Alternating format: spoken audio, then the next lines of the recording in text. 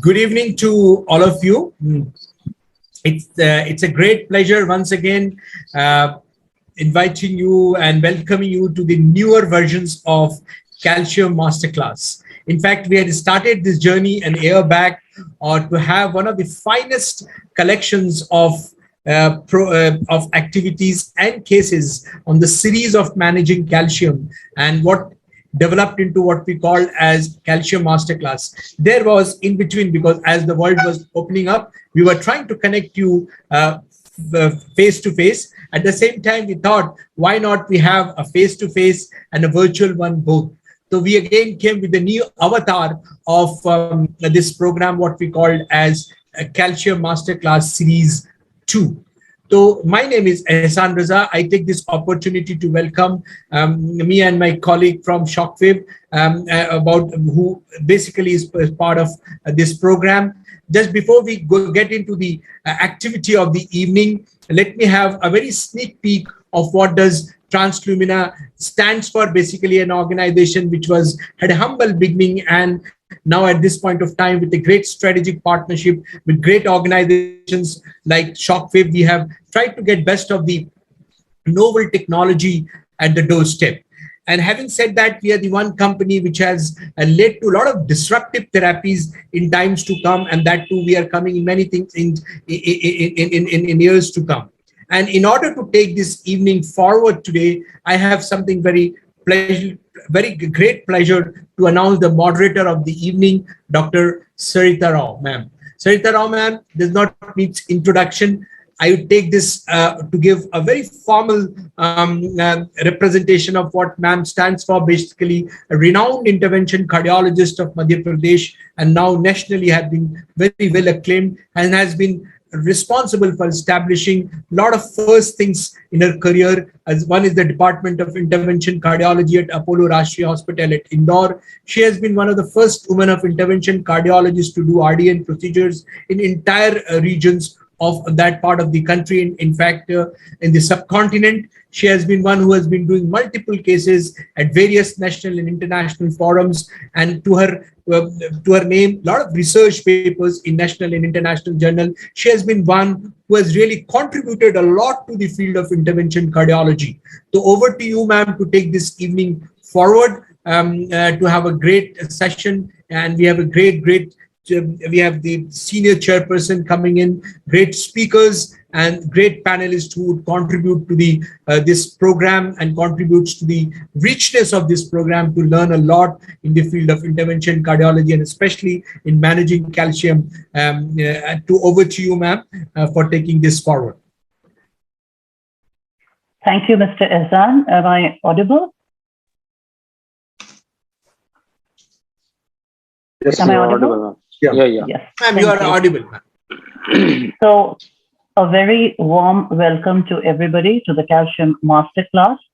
We have with us, I would like to invite the chairperson, Dr. Balbir Singh. He's an internationally renowned, experienced cardiologist, chairman of cardiology at Max Healthcare, Pan India. He was awarded the Padma Shri in the year 2007 and has received numerous accolades at national and international platforms, including the Best Interventionist Award at India Live and the Golden Hand Award at AICD at Singapore, and a lot of more awards he's received for his esteemed services to the society. We also have as chairperson with us, Dr. Shivanan Ray. He's the head of Department of Cardiology at Fortis, Kolkata, and again, a very renowned interventional cardiologist in Eastern India, with more than 25 years experience and over 10,000 interventional procedures to his credit. We also have a very esteemed panel from across India with us. We have Dr. Ashwal AJ, Senior Interventional Cardiologist at NH Shimoga. We have Dr. Apurv Vasavada, who's Director Interventional Cardiology at TriStar Hospital, Surat. We have Dr. Harshal Lahoti, who's an intervention cardiologist at MGM Hospital, Vashi. And we have Dr. Pradeep Pereira, who is the head of department of Muller Hospital, Mangalore. So without any further delay, we'll start with our first presentation of the evening by Dr. Kuntal Bhattacharya. Dr. Kuntal is a senior consultant cardiologist at NH Rabindranath Tagore Institute of Cardiac Sciences at Calcutta. So welcome, Dr. Kuntal. You could please share your screen and start. Good evening, ma'am. So let's move the journey for calcium modification. Now, IVL is no more a thing for beginners. I think it is quite popular, and everybody is doing cases. But each cases of calcium is a new cases. So let's move to my case. So I'm not a very big experience with IVL. This is my 14th IVL case.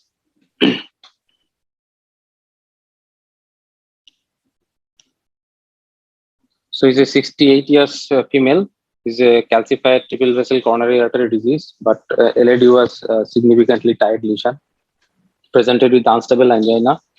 His risk factor is hypertensive, hypothyroid, and a normal ejection fraction. So these are the hardware used. Actually, the case was a planned case. So initially, we have thought that we can go ahead with normal imaging IVAS. If IVAS catheter is able to pass, then we'll try normal balloon. If normal balloon fails, then we'll try rota and follow.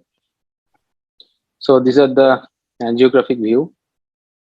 You can see this is a mid LED, not looking very grossly calcified lesion at the proximate LED, but it is a tight lesion indeed. This is the RCA, which is almost not more than 30% stenosis. So this is the LED. So here you can see the calcium is far away from the lesion, but in the proximal part of the LED there is calcium, but at the lesion part there is no visual calcium. So lesion was wired with simple CM blue wire, nothing special. Then we thought let's try with ballooning because the calcium is quite far. But at fast balloon, we've taken 2.75. You can see there is a dog boning at highest pressure. At even 20 ATM, it didn't yield. So then this is the IVAS run. So it's a tight fibrocalcific lesion, and you can see this is almost 360-degree calcium.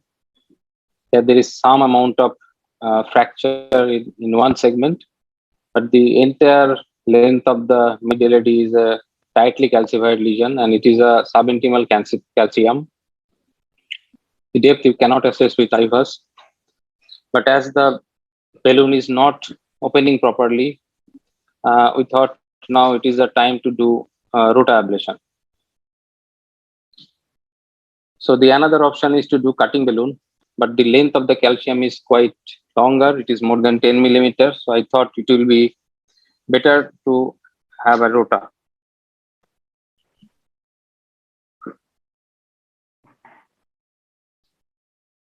This is the IVAS imaging.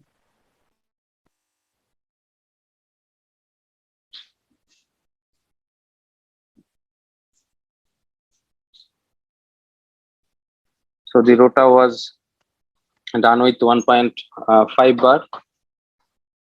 There was a significant drop at lesion from 170 to drops to 140, multiple attempts. And with that, the rota was done successfully. So after rota, then I took a 3 balloon, and this is the result of 3 balloon. No, this is not the result of 3 balloon. So one slide is probably missed. This is the 3 balloon, and the 3 balloon actually didn't yield. I think that was missed. So on that day, I called for the day, and I thought this patient will need IVL. And the second day I post the case again with the help of IVL. So initially again I took a 3 balloon, and 3 balloon didn't yield. So now this is the IVL. So IVL after giving up almost 40 to 50 shocks at the same place, it opened up. So this is the result after giving 40 to 50 shocks, and still you can see some dog boning. So the entire 80 shocks I have utilized in the same place to prepare the lesion. And now you can see after giving the entire shock, now it is the balloon at 6 atm which has completely opened up. So that is the beauty of the IVL. So this is the fracture you can assess. These are the fracture of IVL at the 11 o'clock and 7 o'clock, and there is multiple area. The calcium is well modified. So this is the post IVL run, and you can see the stent is now it is prepared for stent. So again, post dilated with 3O balloon, pre-dilated with 3O balloon, and the stent is positioned, and it is deployed at 11 atm, and at 11 atm the stent is well expanding now. Then it is post dilated with 24 atm, the same 3 balloon, and proximal it is 3.5 balloon. So this is the final view.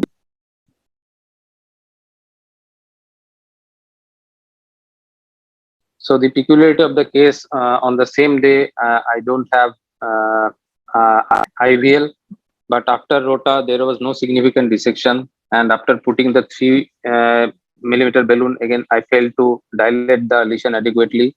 So I left that case for the next day with full preparation of IVL. So this is the post-stenting IVAS result. And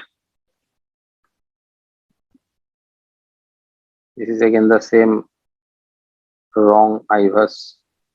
So this is the post-stenting result. As we see the longitudinal view, stent is very much well expanded, and the maximum area achieved was 11.20 at the proximal LED, and the tightest area it was 9 square millimeters. So it is very well expanded and well apposed stent. And that is the end of my talk. Thank you.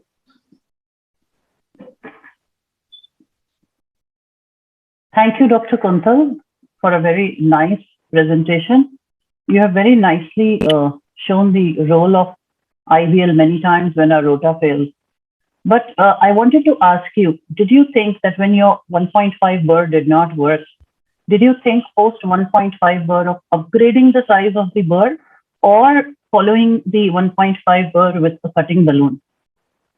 So because in this case, yes, we were very lucky that post rota we didn't have any dissection, we didn't have any slow flow, we didn't have any kind of a complication. So it was good for us that we could shift it to IVL the next day. Yes. But many times what we do is we either upgrade the size or we take a cutting balloon and then try to break it. Did you try any of these? Yes.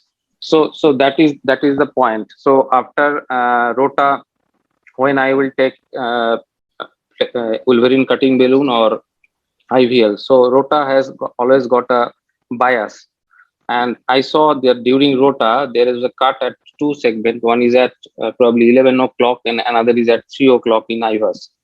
So even I took a larger bar, the rota will again cut at the same plane. So that is why, and probably by taking a larger bar, the dissection will be much more, and I may let it up with again under expansion of the stent. And on that day, I don't have IVL support in my lab. So as there was no dissection in IVAS and the flow, there is no flow limitation, I thought even I plan for a higher bar of rota, then I will took the case for the next day. That was the plan for that day evening for this case. Otherwise, always when rota fails or rota cannot cut adequately, we should try a higher bar. But here the IVAS is very clear cut, showing it is a 270-degree calcium was still remaining, and the cut is only at the 11 o'clock and 3 o'clock. And I think even higher bar will fail this type of lesion. So what about cutting? What has been your experience? So I am a quite fan of cutting balloon, but these lesion you can see very peculiar type of dog boning. Okay, So now the cutting balloon, the limitation is the cutting balloon, you cannot cut more than higher. I usually prefer not go beyond 10 atm. And when my NC balloon fails at 20 atm3, then I am quite sure that cutting balloon will not prepare this lesion well. Because probably OCT can guide us better, because the depth of the calcium cannot be assessed with IVAS. So OCT can guide us the what better tool will be, either cutting balloon or IVL. So well taken comments, and I think you did what you thought was best for the patient at that time, and with a very good result at the end. We'll take comments from our chairpersons and from our expert panel. I think Dr. Shivanan Ray has joined. He's there, sir, is there. Yes, madam. This is a very good case, but I would go a little different way, I believe. You know, first of all, when he passed out IVAS catheter, it is found that the lesion is not 90% or 80%. It is quite a spacious lesion, so that a large bar can be passed. So I would have taken a 1.75 bar. You know, we take 1.5 bars in a large artery, which is 3 millimeter plus, and there will be inadequate cut. Otherwise, if the lesion is very tortuous or if the lesion is very tight, I would have taken a 1.5 bar. But in a case like that, where the IVAS catheter can pass, I would have taken a 1.75 bar from the beginning, because the vessel is quite large. So this is number one. Number two, the 3 millimeter, maybe 3.5 millimeter IVL would have been better here. And in that case, 30 or say 80 pulse was needed. I think less number of pulses would have been sufficient for that case. IVL was 3.5. IVL was 3.5. Yeah, that's it. 3.5, 12. If you could take a 1.75 on the beginning, I think within 40 pulses, you could open the artery nicely. Your calcium is ring-like at one point. That is why other parts were quite capacious. Only at one point there was a ring. That's why there was a dog boning even after doing a 1.5 bar. Wonderful comments by Dr. Ray. Do we have Dr. Harshal, Dr. Pradeep Pereira with us? Would you like to give some comments? Hi, ma'am. I'm Dr. Harshal here. Hi, Dr. Harshal. Yeah, am I audible? Would you like? Yes, you're audible. Yeah. Great case, Dr. Kuntal. You ended up giving a very good result to the patient. And I think the long-term outcomes would also be very good. One quick comment from my side would be, after we pre-dilate with an NC balloon and good, I think 2.5 or 3 pre-dilatation with NC balloon, which showed dog boning. After we do that, generally I tend to prefer a higher, 1.5 or 1.7 rather than 1.5, 1.75 bar, because already we have created a lumen for the rota, and then the yield of the rota is not very good if we have already done a pre-dilatation, because then we end up doing more of a brushing than cutting through rota, and that's why probably you did not get a good yield of rota ablation, because already you had created some space. So I have a counter. That's what generally seniors also say, that if you want to go for rota, go upfront, because ad hoc rota after NC balloon dilatations generally we don't tend to get a good yield, and if we want to go, then we should go with a higher bar. Okay, so I have a counter. That is, I have taken a 2.5 balloon, but I have clearly shown everybody that the 2.5 balloon at tightest part is most probably not even accommodating 1.5 millimeter space at the tightest part. And the drop of my rota from 1.5 bar, the drop during the cutting is almost 40,000 RPM. So that is very significant.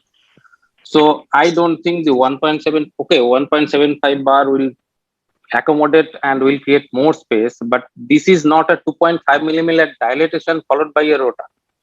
The tightest part is even not accommodating 1.5. So you can see it is a very peculiar one tightest Then do you concentric have ring any is there. explanation why after, after so much deceleration also, And I have the shown, rota did not yield? I have I shown mean, that there is a after giving specific, so that much is that resistance and yes, the road I have shown that the cut is at 11 o'clock and 3 o'clock. So there is another chunk of calcium covering almost 200-degree plus area. So even you take a larger bar, the rota will cut again in that plane, same plane. So that was my contemplation from this case. Or from the beginning, somebody can take 2 or 1.75 bar, and the result will be different, definitely. No, I have a small point here, if I'm allowed to say a word. If you take a smaller bar, it will cut at 2 points because it will not touch the whole area. But if you take a larger bar, your cutting area is much more, so it will touch many other places.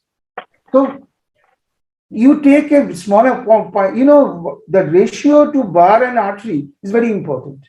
If you take a bar of 0.5 bar to artery ratio, you have to take 0.5 is as a lowest, because in where you take a lowest bar, if it is a tortuous lesion or if the lesion is 90%, there you take a lower bar. But if you take a larger bar, its surface will be more.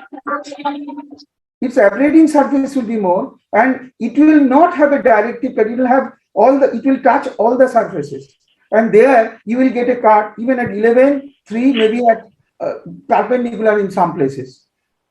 So that is why if you do not take a 0.6 to 0.6 bar to artery ratio, you will not have a good ablation. Rota has two important points nowadays. You modify the plaque. As for example, if it's a very long 90% lesion, you use a smaller bar and you create a space, you modify the lesion, plaque modification. But where there is a very severe lesion, concentric, there you have to have an ablation. There, for ablation, rotational atherectomy rule is the bar should be 0.6 to 0.7. At least you should take a 0.6 bar to artery ratio. Absolutely. Those were some very important points by Dr. Ray. The burr to artery ratio, which we've always been talking about, what burr to artery ratio has to be taken. And in this case, because it was a larger sized vessel, it would have well accommodated a 1.75, which is the point that we were all discussing. Also, what was the speed at which you were using your rota ablation, and what wire were you using? It was rota extra support wire, and it was I usually do at 170. So do you normally take extra support? I don't do, but in this case I took extra support because it was very tight, and sometimes I feel that the rota may jump unnecessarily. So I think the extra support I preferred. Mm-hmm. Dr. Ray, your comments about extra support rota wire in this case? Actually, extra support has got a lot of bias. If you use extra support, it will always have a bias. It is better to use floppy in all cases except the ostial one and a very distal, RCA. Excepting these two, I do not use extra support. In my practice, the extra support is less than 5%. Excellent. Dr. Sarita, may I have a different view? Sure, Dr. Khan. Yeah. Go ahead. Yeah. The thing is that, Dr. Kuntal, your case is just like a rota, 24 hours, then TRIPSY. It's not like a rota TRIPSY as a whole. It is a rota 24 hours and then a TRIPSY. So this case is like this. And you are fortunate enough that if it's a superficial calcium and you have done the rota, and after that, distal embolization was not that much, first thing, and it survived 24 hours without any complication or without any slow flow, no reflow phenomena in the LAD. That was a big challenge there. and already you have passed that one, or the patient has passed that one, possibly. But if I say that from my experiences so far, the little experiences, I think everybody has not that much experience with IVL so far because it's new. But so far my experiences is there. What about, because it's not a long calcified segment, first thing. The second thing is that my question first is that when you're seeing the dog boning there, the next day, even after rota, there was dog boning there, right? So even after the next day, when you have taken a 3.5 IVL, right? So 3.5, do you have to push too much, or it has easily has gone in the desert? After taking a 3O balloon, there is a smooth passage. This passage was smooth. It was not so much obstructed, but I used a guide ziegler. Probably that was not shown because Okay. I was quite afraid that it may cause damage to the IVL balloon. Okay, so that's the thing. And so in that case, as it was not an ad hoc PCI and it was a planned PCI, so in this case, it's usually the IVL people knows in my country that I usually take the IVL people along with the rota my crops the same time, because in this case it's not a long segment lesion that you can also cover with an IVL. So why not the after pre-dilatation meticulously? Why not with an upfront IVL? So initially the budget was not fully prepared by the patient. I have explained these are the modalities can be used. So I thought it is a very concentric type of 1-point calcium and it may help. Initially, I thought it can be come over by only Wolverine. But after seeing the initial pre-dilatation when I did the IOS, I thought the rota will help. So I thought that I will come across, I can do this case with rota alone. So that was the probably challenge, and the extra budget of 3 lakhs is always a problem for patients. But do you believe that upfront IVL without rota can work here? And could work here in this case? The delivery will be impossible. It was very tight. I have shown in 1 point. Okay. So delivery will be impossible because you can see that 1.5 rota bar. There is multiple attempts were required to whatever ablation or polishing, according to some expert. But the IVL cannot be passed. So what about the IVL people? If you take it, the luminal diameter is very small here. Here, it's not like 1:1 ratio IVL balloon you have to take there. If you take a 2.5 there, because it's hardly accommodating the 2.5 after pre-dilatation.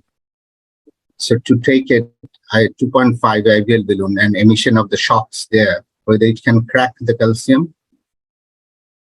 So I think, Dr. Khan, your comments are well taken. But the fact remains that Dr. Kuntal had great difficulty in passing the 1.5 birth and had to take multiple runs. So we all know that the IVL balloon is a little bulky, one. Second, that we always try to take a 1:1 artery and balloon ratio in an IVL balloon. So I think his approach that to upfront use rota and then create a space for the IVL balloon to go through, and that also he was able to deliver it with the help of a guidezilla. So I think that point is well taken. Now, the question remains, if this lesion had been accommodative enough to allow for an IVL balloon to go in at the first instance, whether it would have worked. Yes, in a concentric lesion, a small lesion like that, if it had been commodious enough for the IVL balloon to come in the first place, possibly it would have worked. We've seen many instances of that, that has happened. Also, Dr. Kuntal, maybe if you're taken a floppy wire, your wire bias would have changed. Most of us use floppy rota wire. That gives us a different kind of point of contact, different kind of a wire bias than a support wire. So that's one thing we could have tried. And upsizing the bird, although we're always afraid of larger size birds, but in this case, that would have been a very nice thought if it was there available at that time, because a lot of labs don't have 1.75 on the shelf. But all in all, it was a very nice case and very nice learning point from this case. In the interest of time, we will move to the next presenter. we would like to invite Dr. Divya Ranjan Behra. He has to go somewhere urgently, so we'll take his presentation. Dr. Behra, are you there? Dr. Behra, good evening, sir. Yes. Sir, as you requested, sir. Yeah. Okay, good evening, everybody. And I am very glad and feel fortunate to present amongst this kind of mind. And the first case by Kuntal was really brainstorming and so much of learning points from it. So I'll go to my case, sharing my screen.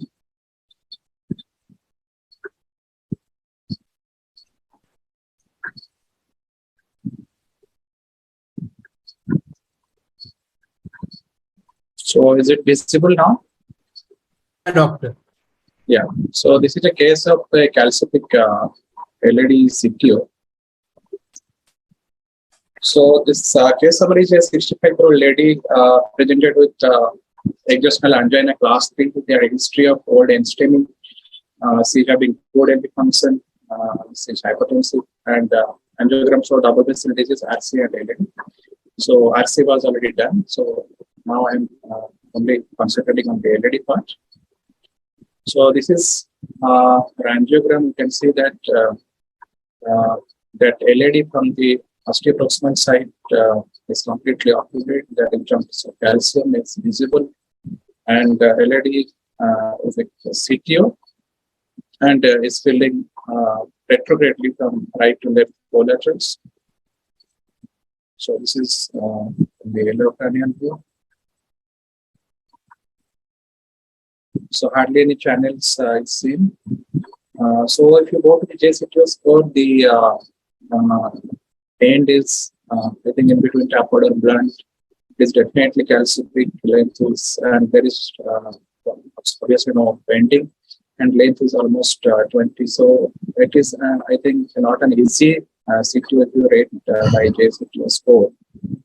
So this approach to CTO is to do dual catheter angiography to know the exact all those things, and if they have any of the things like ambiguous maximal care, distant traffic or interventional collaterals is not present, then preferably the first is antigrade, then is virus place, and if it is not failed, then dissection and re-entry. And if these things are there, then they initially go for retrograde approach. Similarly, virus place and dissection page. So I think they have taken the antigrade approach first, keeping everything ready for retrograde also. But I thought I would try the antigrade first. So this is the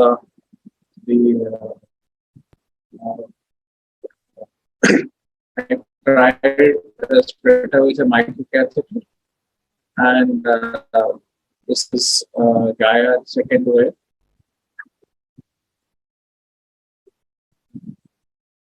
Actually, initially, first where I tried it, Fielder XTA, but at some point of time, it was struggling, so I changed to Gaia second and trying to solve into the lesion.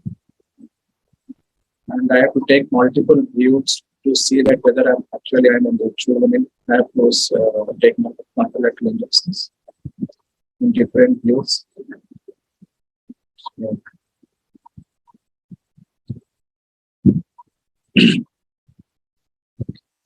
Then at this point of time, I thought I was in the sub-intima. So, but with just slight pullback and gentle rotation and giving a different direction, I felt I entered the distal cap. And after that, the OR peak was free and it went easily.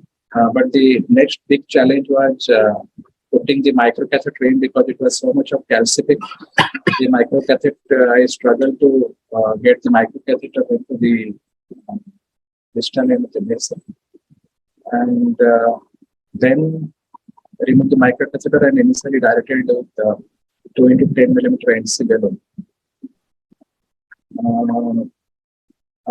Before that, actually, I tried IGOS catheter to go, but it was not going. So I thought I will dilate first to 10 millimeter NC. Then you can see the top warning here with the NC level. And this is just the angiogram just after the 2.5. Sorry, I have taken 2.5 almost 2.5 into 10. You can see then that time the flow. Then I took the IVUS one, and this is the IVUS. So you can see that there is now the calcium is there all around, almost 270 degree to 360 degree.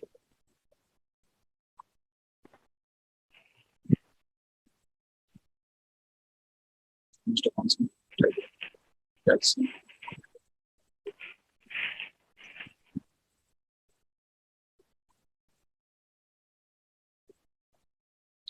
You can see it here also. So that's the proximal also very there is also calcium, but not only one single component. And the left L6 ostium is free, and the left one is also the magnesis. So, different algorithms. So, this is one of the favored algorithms for approaching into a calcific coronary.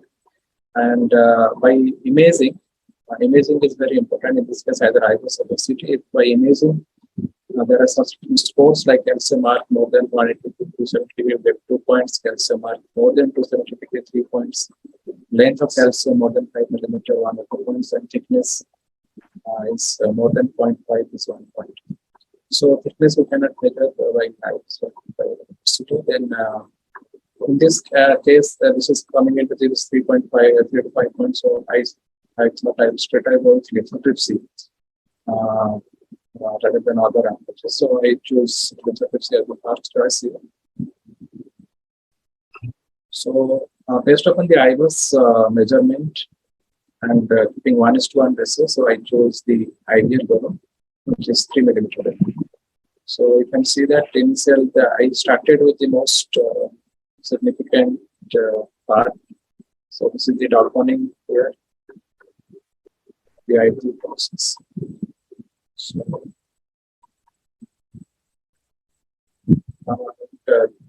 and during the fourth cycle of pulses, the IVN balloon rupture. But luckily, nothing happened.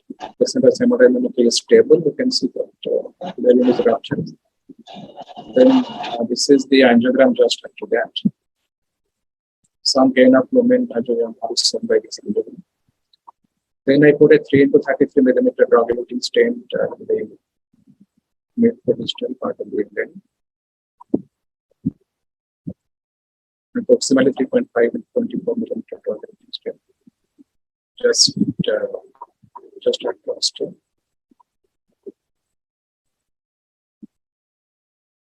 Then post-direction distally with 3 millimeter of X. And approximately by 4 millimeters.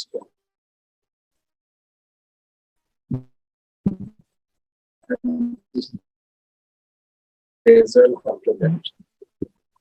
We can't hear you very clearly. Hello, I am audible?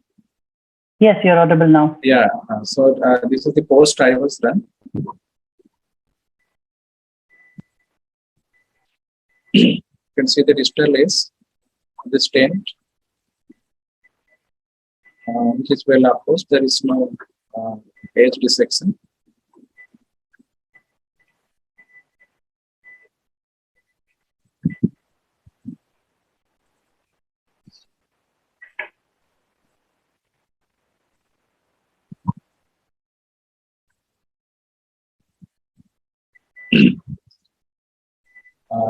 You can see that longitudinal run, there is good luminal area, and there is hardly any constriction anywhere.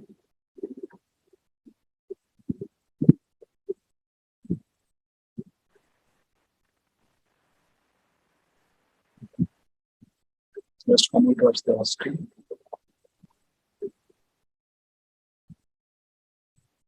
So the stent starts just nearing the osteo. and circumflex into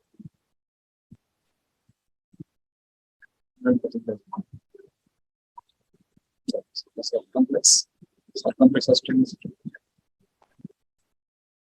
Then I again directed that part with 4 mm NC. So it's the final result. So the take-home SSS proper planning is required before doing any complex case, and the simultaneous concomitant injection is required for knowing the exact CTO anatomy and to plan your cases. Intravascular imaging is very much important in decision making, and IVL is now emerged as one of the very effective and safe, I would say, calcium development strategy. Thank you.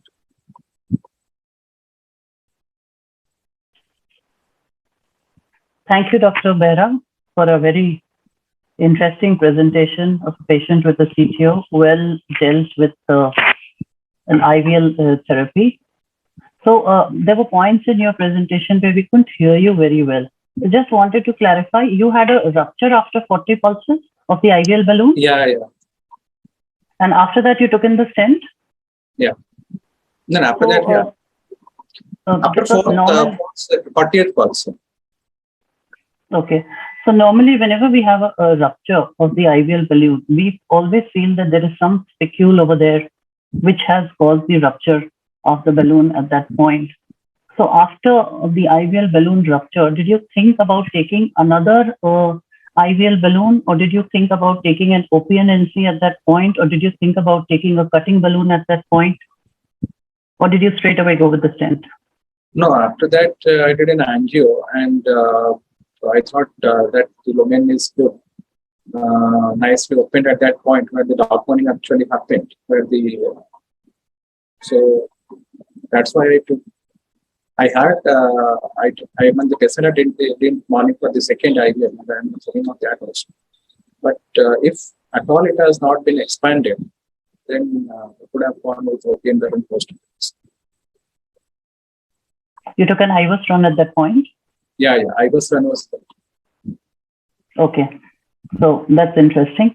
And we'll take some comments from our chairperson, Dr. Balbir, Dr. Ray.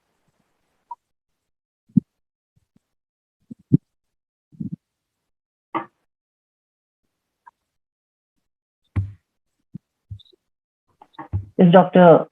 Ray there? Yeah, I think this is a wonderful case and very well managed and also very thoughtful.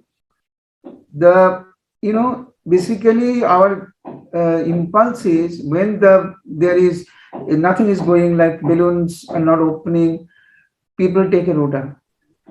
But in that case, in your case, the first IVUS shows that a part of it is subintimal. You have crossed a little small amount of star. You cross the bend of the CTO, and there is a small star. And if somebody would take a rota bar there, definitely there was a chance of perforation and as well as dissection. So you have rightfully taken an IVL, and that gave you good results. And also, I also agree with Madam Rao that when there is a rupture, there is a possibility of a spicule. And if it is ruptured in our country, as we are a poor country, I think NC balloon with a very high pressure would have been tried before, to put the same. That's it. Thank you. We'll also take some comments from our expert panel. Do we have Dr. Ashwal and Dr. Apoor with us? Or Dr. Pradeep? Any comments from our expert panel? Hello, good evening. Yes, we can hear you, Dr. Ashwal. Please go ahead. It's a wonderful case.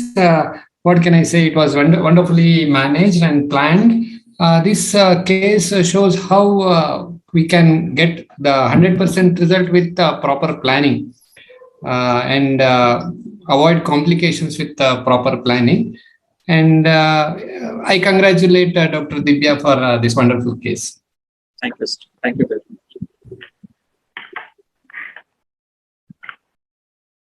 Madam, I have a question here. Suppose, as in this case, when he after multiple shocks, the balloon ruptured. Suppose in a patient, the initial shocks itself, the balloon ruptures, and there are no other options available for further because of the financial constraints. What would be your approach? How would you further proceed? So that's a very interesting question, Dr. Pereira. So couple of things. One is that we've also had IVL ruptures in our early days. Now, for the past 15 cases, I've not had an IVL rupture. In my early days, my IVL balloon ruptured twice. So one thing I've learned is I do not go beyond the 4 atmospheres. Normally, they recommend that after you give the pulses, you go up to 6. I don't go. I go till 4. The point is to maintain a contact with the vessel wall and deliver the shock so as to break the calcium. I don't use the IVL balloon as a dilatation balloon. I only use it to deliver the shocks and break the calcium.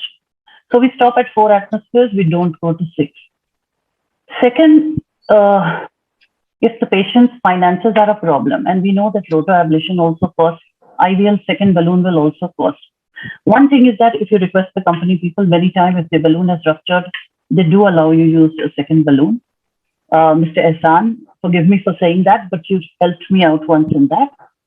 The third thing is that I would have then tried with either a cutting balloon or an OPNNC.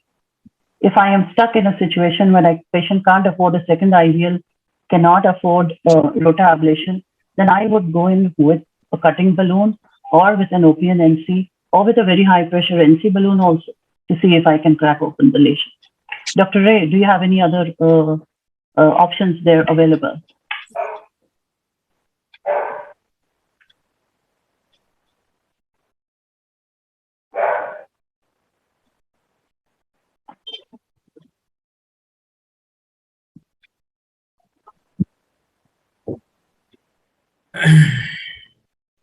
So, Dr. Pradeep, I hope that answers your question. Yeah, sure. Yeah, but Dr. Sarita, the question is here that 4 atmosphere when you are doing that one. I'm usually in some cases I'm taking after giving the shock to go for 6 atmosphere. Still now, after cases or tens of cases, still I didn't face any problem with the rupture. So this is really what I've seen. This give me some fear in my mind now. So still now I didn't face a rupture. And the thing is that this rupture sometimes happens because of the coordination problem between the person who is delivering the shock and who is telling that one. Sometimes it may happen because while you're delivering the shock, if you're thinking that the balloon is expanding, but you can expand it more, while it is giving the shock, you can't go for 6 atmosphere. So whether that sort of coordination problem happened during your procedure? No, I myself was given. Okay, sorry. Yes, Dr. Behra, go ahead. No, in my case, there is nothing because I am the person who is doing the procedure, and also I am also regulating the sound. So that I think initially they have some problem with the when there is some air bubble in the they are telling. I don't know. Mr. Ehsan Raja can answer that. If some minute air bubble or something can be there. If it's not very thoroughly air is taken out, any small bubble can rupture. Or the most common cause of rupture, what I felt, is the picture. Sorry, I'm not in the atmosphere. Because your target is just to break the calcium, not to overexpand. Absolutely. Dr. Behra, we couldn't hear bits of your point there, but we get the point that, yes, usually it happens when there's some kind of spicule there, and that's either there is improper preparation of the balloon sometimes, or but we get the point that there was no coordination over there because you were the person who were doing the procedure. Yes. So yes, this has happened, and this used to happen in the earlier design. Now they have improved upon the design also, and now we don't see so many ruptures at all. I've just noticed that Dr. Balbir Singh has joined us. So welcome, Dr. Balbir. And we were presently discussing upon the point that I don't know if you saw Dr. Behra's presentation, but he had a rupture of the balloon after 40 pulses. So we'll take Dr. Balbir's opinion about that. So we have not had a rupture. I think maybe the generation of balloon is different that we use now. And I think that it is quite safe. I have heard people tell me about ruptures, but it may be more calcium which causes this balloon to rupture, which may be one of the major reasons. But even if it ruptures, since the prep is good, it is not so harmful to the patient. So your balloon gets wasted for sure, but it is not harmful to the patient. Like the regular balloons, if they rupture, they cause a lot of slow flow. They cause a lot of, they can cause perforation, some adventitial injury. Unlike that, a rupture that I've heard of has been safe. I didn't see the case. Was there a case which is a balloon ruptured?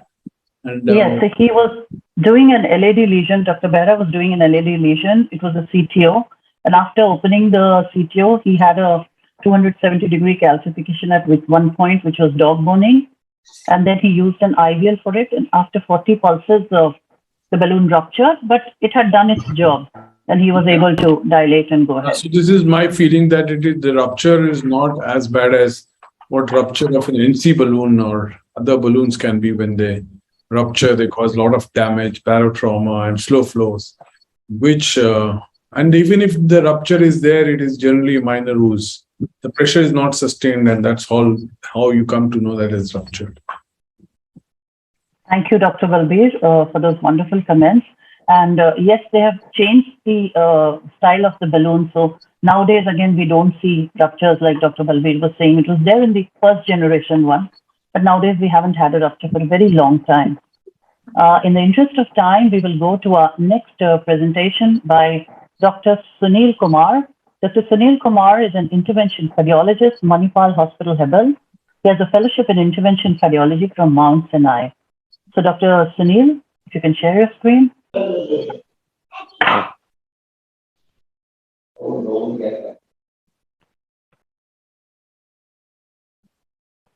My screen visible? Yeah. Yes, it's visible. Can you go to slideshow? Yeah. Yes, perfect. I'm going to show a couple of cases of IVL assisted complex PCI. The case one, the patient is a 74-year-old gentleman with ACS instability, and he presented with acute pulmonary edema. He also had an AKI. He had multiple comorbid conditions like diabetes, hypertension, diabetic foot, recently undergone PTA to the below knee results. He also had a hepatocellular carcinoma. Echocardiogram showed ejection fraction of around 35%, and overall was more hypokinetic and moderate MR and severe TR. So this was his right coronary system. As you can see, diffusely calcified and diseased right coronary artery. This is the left system, calcified ostial left main with diffuse disease and diffusely diseased LAD2. So the culprit was looks like a circ, the proximal circ. Again, the circumflex was also heavily calcified. So, because of his multiple comorbid conditions and hepatocellular carcinoma, the surgeons said that they will not be able to operate him. So, we decided to go ahead with the PCI. Plan was to do a left main bifurcation PCI and manage the RCA medically. This is a 7 French system from the right femoral approach. So, regular run-through wire was placed in the LAD, and then the BMW wire was in the circumflex. Pre-dilatation was done with the 2 mm semi-compliant balloon. So this is the IVUS, then the IVUS was done. I'll just show the proximal. This is the IVUS run from LAD to left main. So this is the proximal LED, as you can see, 270-degree calcium, circumferential calcium now. This is the circumflex coming there. This is the left main.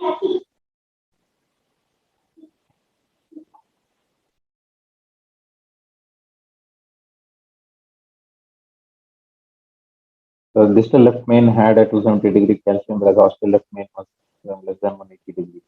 So this is the IVUS run from the circumflex. Fibrous block.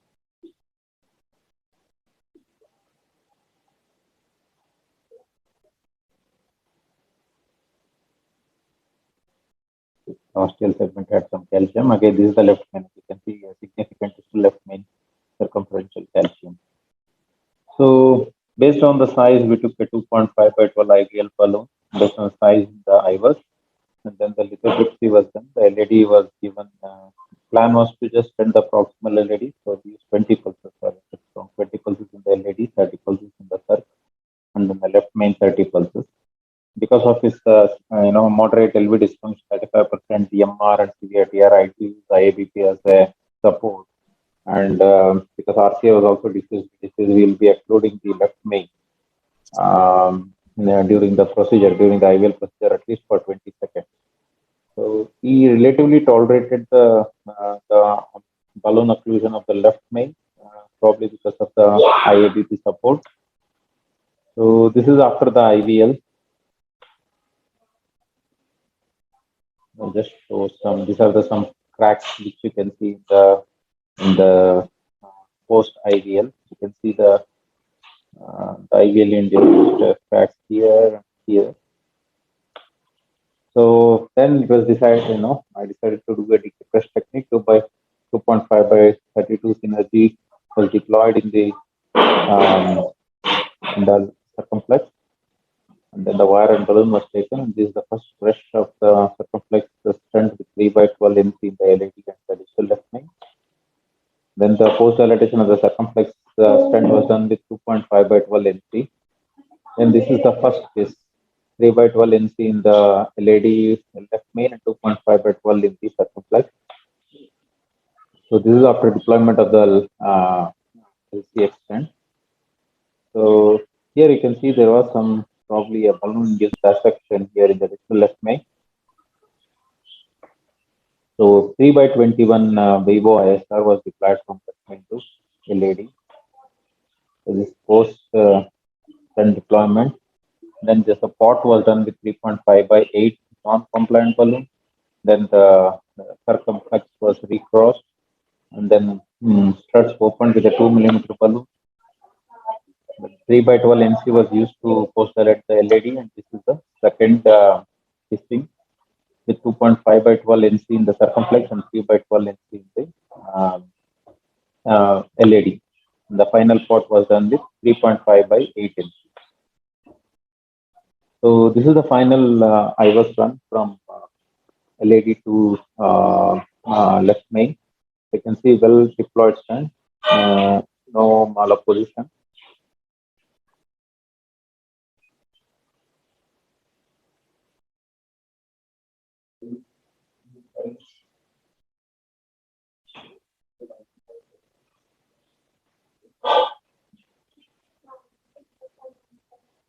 Here comes the left main.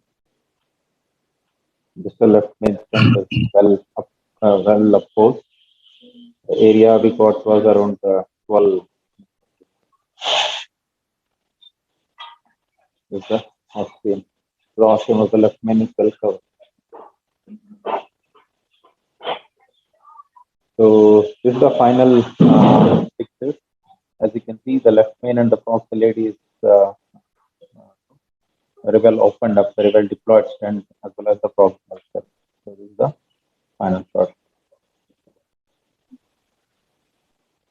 So this is about the first case. I would like to show another case where the reasons to show this case is the complications with the IVL balloon is extremely rare, like dissection or a perforation In fact, there was zero perforation at I think 0.1% of dissection in the disturbed studies. So here I had encountered a significant complication of post-IVL therapy. So this patient was a 64-year-old gentleman who presented with shortness of breath for 2 months. He was a diabetic and hypertensive. ECG echo was normal. Treadmill test was positive. So I was advised angiogram. Relatively insignificant disease in the right coronary artery. And this is the left coronary artery. The left main was fine. The early diagonal or ramus had mild disease. The circumflex had mild disease. But the proximal mid LAD had had a heavy calcium and a long segment 90 degrees lesion. So he was advised for a PCI to the LAD because of the heavy calcium. IVL was advised. The family agreed. So the problem was that I could not get the pre-PCI IVUS images in this patient because the IVUS machine suddenly it was not on. So we had to call the company people, and then they were doing some troubleshooting, and I had started the procedure. I didn't wanted to wait for them. So we thought, okay, we'll first do the stenting, and then post stenting we can do a IVUS run. Anyway, the circumferential calcium was seen in angiogram. So that is when we started with the PCI of the LAD. The regular run-through wire was used. 2 by the balloon, the IVL balloon was not crossing. So 2 by 12 semi-compliant balloon was used for pre-dilatation. Then even then it was not crossing. So I had to use upscale the balloon to 2.5 by 10 semi-compliant balloon. This is after the 2.5 by 10 balloons. There are some small balloon in this dissection in the LAD. So then I took based on the angiographic size, I took a 3.5 by 12 IVL, prox and mid LED. Post IVL, I got a good expansion of the lesion. As you can see, the IVL balloon is well expanded in that area. So then after the IVL, then I took a stent 3.5 by 32 synergy. But here I could see that there is some distal haziness in the left main. I didn't give much importance to that. I thought that let me first deploy the stent, see how it is, then we can do IVUS and see. But after the IVL, I did not do any more pre-dilatation. Directly, I took the stent, and you can see here that there is a distal left main haziness. I deployed the stent. Stent expansion was good.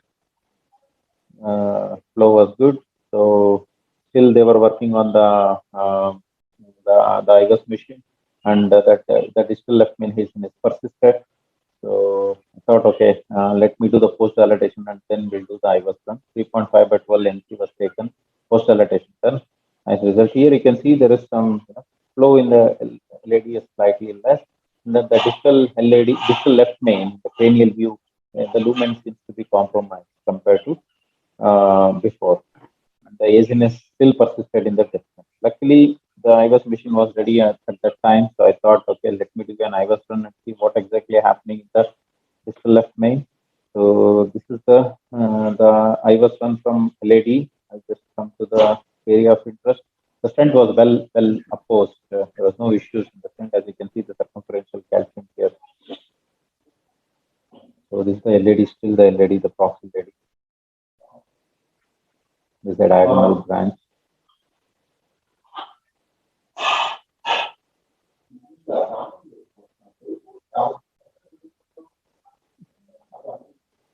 Sorry, this is the diagonal branch, and now we are coming close to the. Yeah, this is the circumflex coming, and as you can see, after the circumflex, you can see a pulsatile mass that is the left main. The intramural hematoma. This was the cause for the haziness. And also there was a compromise in the left main limb, as you can see here.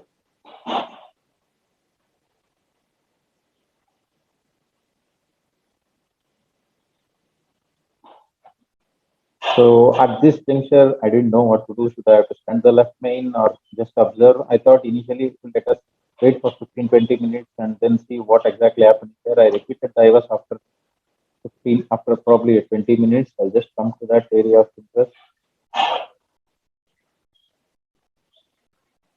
This was that early diagonal, and now comes the circumflex, and now comes the immediately at the distal, immediately prior to the origin of circumflex is the hematoma. In fact, the hematoma was increasing its size had become bigger, and then it was extending proximally till the ostium of left main, and the lumen was significantly compromised.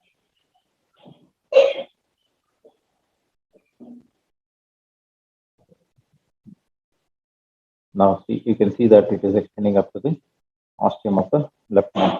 So I decided that yes, we can't leave this hematoma between the left main. So I took another stent. This is a 4x23 Zions, and then I stented from the ostium of the left main, overlapping the LED stent.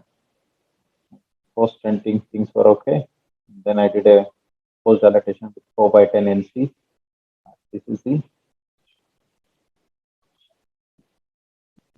come to that again. Yeah, this is the LED still.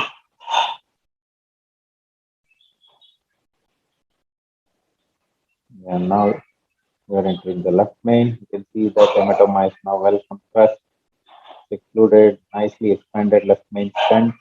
There's a very minimal hematoma is seen, but otherwise it's a nicely expanded left main stent.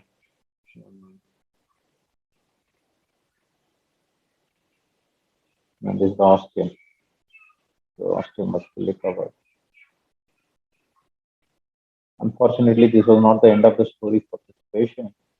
So this was the final run, well deployed left main and LED stent. But I realized that in the end there is a small wire-induced probably staining in the very distal LED, small wire-induced. And this is the caudal view, nicely expanded left main LED stent. Because of that staining, I had to look, do a serial echo. So this was the pre-procedure echo, which was completely normal. And this is after half an hour after the procedure, as you can see some collection in the apical portion, and then there is a very much collection in the subcostal view in the RV side. And the collection gradually started increasing, and we were doing echo every half an hour to 1 hour. He was absolutely fine, asymptomatic, vitals were normal, no signs of tamponade, but the collection was gradually coming. This was the at around 11 o'clock in the night.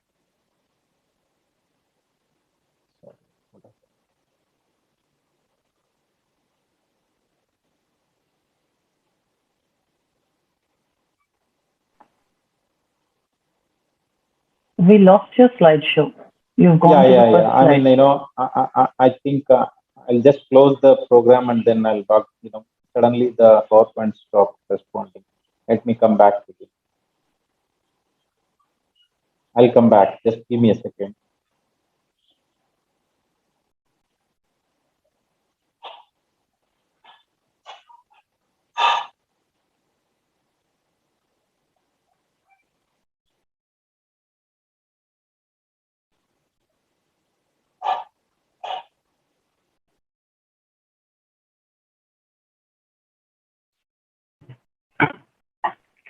Yeah.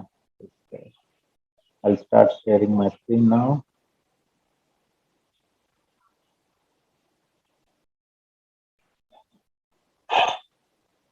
Can you see my screen? Yes, we can see it. Yeah, so this is around 11 o'clock in the night, where you can see that the hematoma is slightly worsened compared to the afternoon one. It was a gradual collection. Patient never had any symptoms or hypotension or anything. I was next to the patient the whole night, continuously monitoring, thinking that the better result could have tell, but this was the maximum it could get, and gradually it reduced. This is after 3 days where there's the resolution of the effusion. Yeah, these are the two cases. I'll just stop sharing this. So the first one was the left main bifurcation, elderly gentleman with the diffuse. This is the second one. I just wanted to highlight the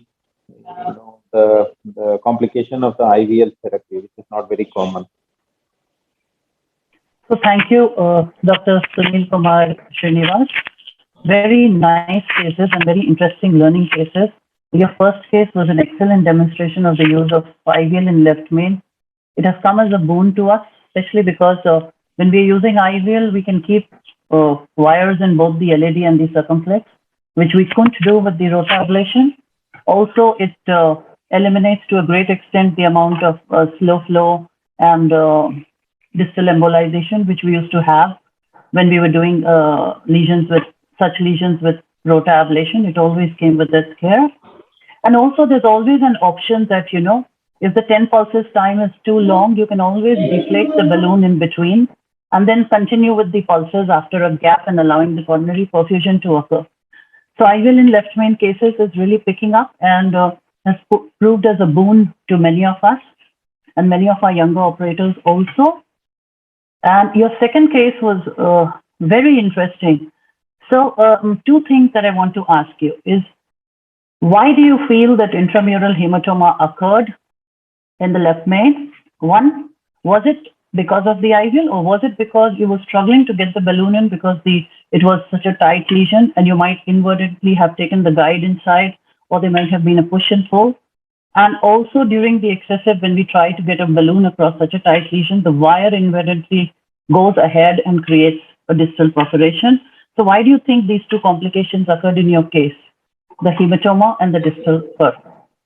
So the distal perf is wire-induced perf because we were concentrating on the left main and the hematoma and all. So we were not, concentrating on where the distal wire is. That was the cause for the distal perf. Whereas the hematoma, since the IVL balloon, I did not push hard for the IVL balloon. Since it was not going, I took a 2 millimeter, then 2.5 millimeter. Those balloons went easily. So I feel that this could be I don't know, probably I oversized the IVL balloon. 3 might have been better instead of 3.5. I'm not sure the reason, because this has happened. The haziness started appearing immediately after the IVL. I did not even pre-dilate after that.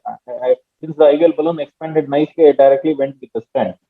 So, and it wasn't there before. So it is definitely after the IVL therapy.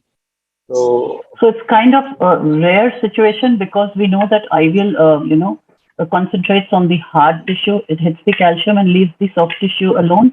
Because of the varying impedance of these two kinds of tissues, it selectively attacks the calcification. But we'll take the opinion of our experts. Dr. Balbir Singh, we would like your comments on this. As far as the hematoma is concerned, it is very clear. If you look carefully at those IVUS runs, there's a dissection flap, there's a lumen compromise, and then the hematoma starts. So if you go as you go with the pullback, there's a clear dissection. That dissection then causes that flap, and then you see the hematoma. So it is obviously induced, and there's no way that you can leave such hematomas. This is not those kinds of hematomas just can be left, or not one of those that you use a cutting balloon to create a gap. This is already a dissection which has caused the hematoma. And this dissection was probably due to the post-dilatation balloon.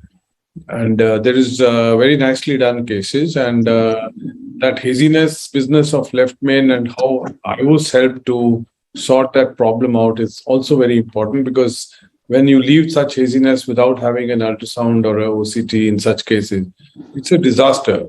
So, and just these clues on haziness helping you to guide an IVUS was a very important thing. And I want to know, after that, the pericardial effusion settled, or did you go and tap it? No. I mean, I was monitoring because the vitals were stable and it was a very gradual collection. Every half an hour we used to do the echo, and then the maximum it went was till the midnight around 11. After that, it settled, and then in 3 days it was almost completely disappeared. So my dictum generally is to have it fixed in the lab. You just need to get it the microcatheter and even put some blood or even a fat. That generally settles. I am very certain you saw this in the lab, and it was very distal and it was very small. Yeah. So these are distal and small ones which come in the night and trouble you. So there is no fixed rules for these. I know. So the worst thing is that they just come in out of the blue, and you're not there. Somebody else is there, and they cannot manage tamponade properly, and that's where you get into trouble. And the whole night he may be just stable, and suddenly he may just with a small leak. So they're very dangerous, and having a good eye in the cath lab is sometimes what is needed. But very nicely done. Both of the cases very nicely done. Thank you. Thank you so much, Dr. Balbir. And I definitely agree with you about this. Whenever we see a distal wire-induced cough like that, it's usually the cause of a call at 2 o'clock in the night that your patient is decompensating. So we also usually prefer to fix it, sometimes maybe with a coil or sometimes with that Abgel, which is available in any CTS ICU. We just push it in and seal it. So thank you very much for those interesting cases, Dr. Sunil. And in the interest of time, we'll move to our next presenter. Our next presenter is Professor Dr. Saidur Rahman Khan. He's a senior intervention cardiologist from Ibrahim Cardiac Center, Dhaka.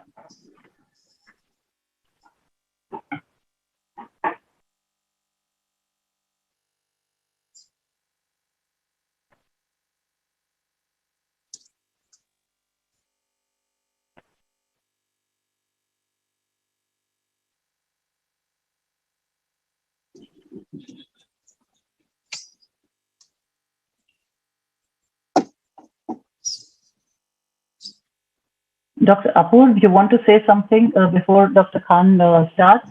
I see that your hand is raised. Regarding the second case, first of all, apologies for sorry to join late. I was stuck up with something. That second case, you had a hematoma extending all along the left main, and of course, you had to stent it. And Dr. Balbir commented regarding using a cutting balloon. But is there a significant risk of a late malapposition by directly stenting? Okay. Should we just cut it with a cutting balloon first and then stent? So to release the hematoma and then expand the vessel, because you are compressed the hematoma under the stent. And now if it absorbs later on, it might cause malapposition. So is this a serious risk or not?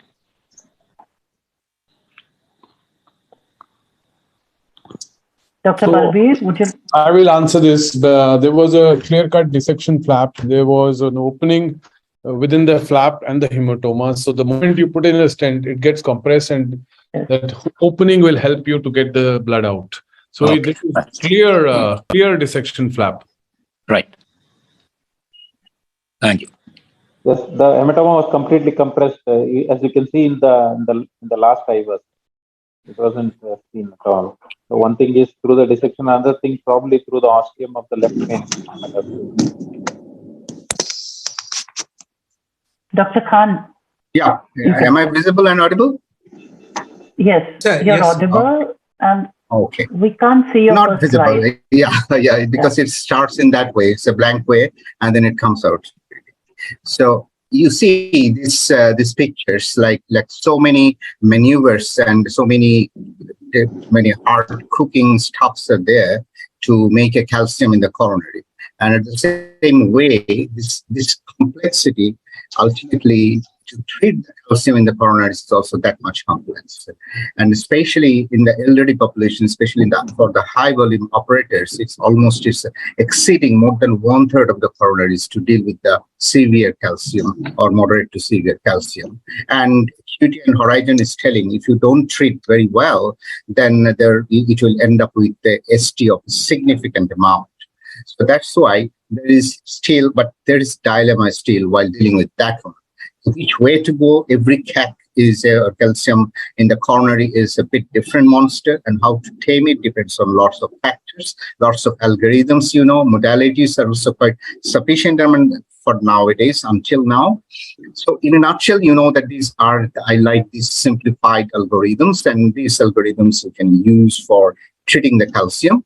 And I usually like the AMASA. That means you have to assess, modify, and then assess again by imaging, and then stent, and then again assess. So that's the way you can get a better result in calcium. And the weapons are, the balloon-based and device-based, and the newest one is the IVL.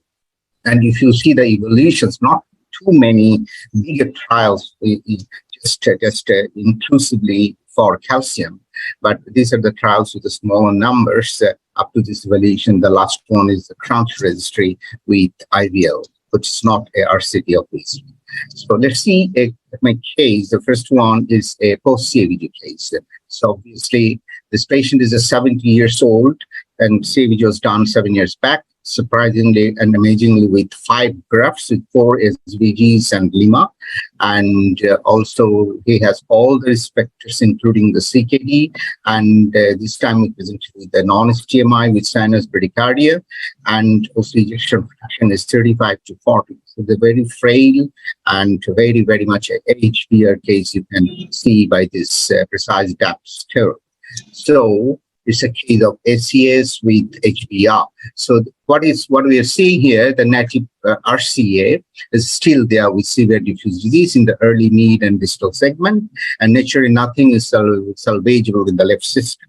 Lots of dust in the old case, which can be expected for elderly patients with post-CABG.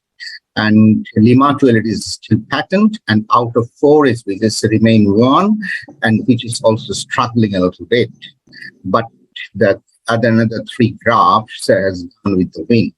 So native. So now lots of questions here. It's a million currency questions rather than $1 million questions. Native to intervene is better than to hunt for SVG. So for smaller trials, and registry says that it's better to hunt for the native one. So we have taken the decision to do the PCI to calcified network RCA, and minded that his left system, which is supplying the left part, is echocardiographically is almost non-viable. So only viable artery is the native RCA, which we have to fix it in a very bad comorbid conditions.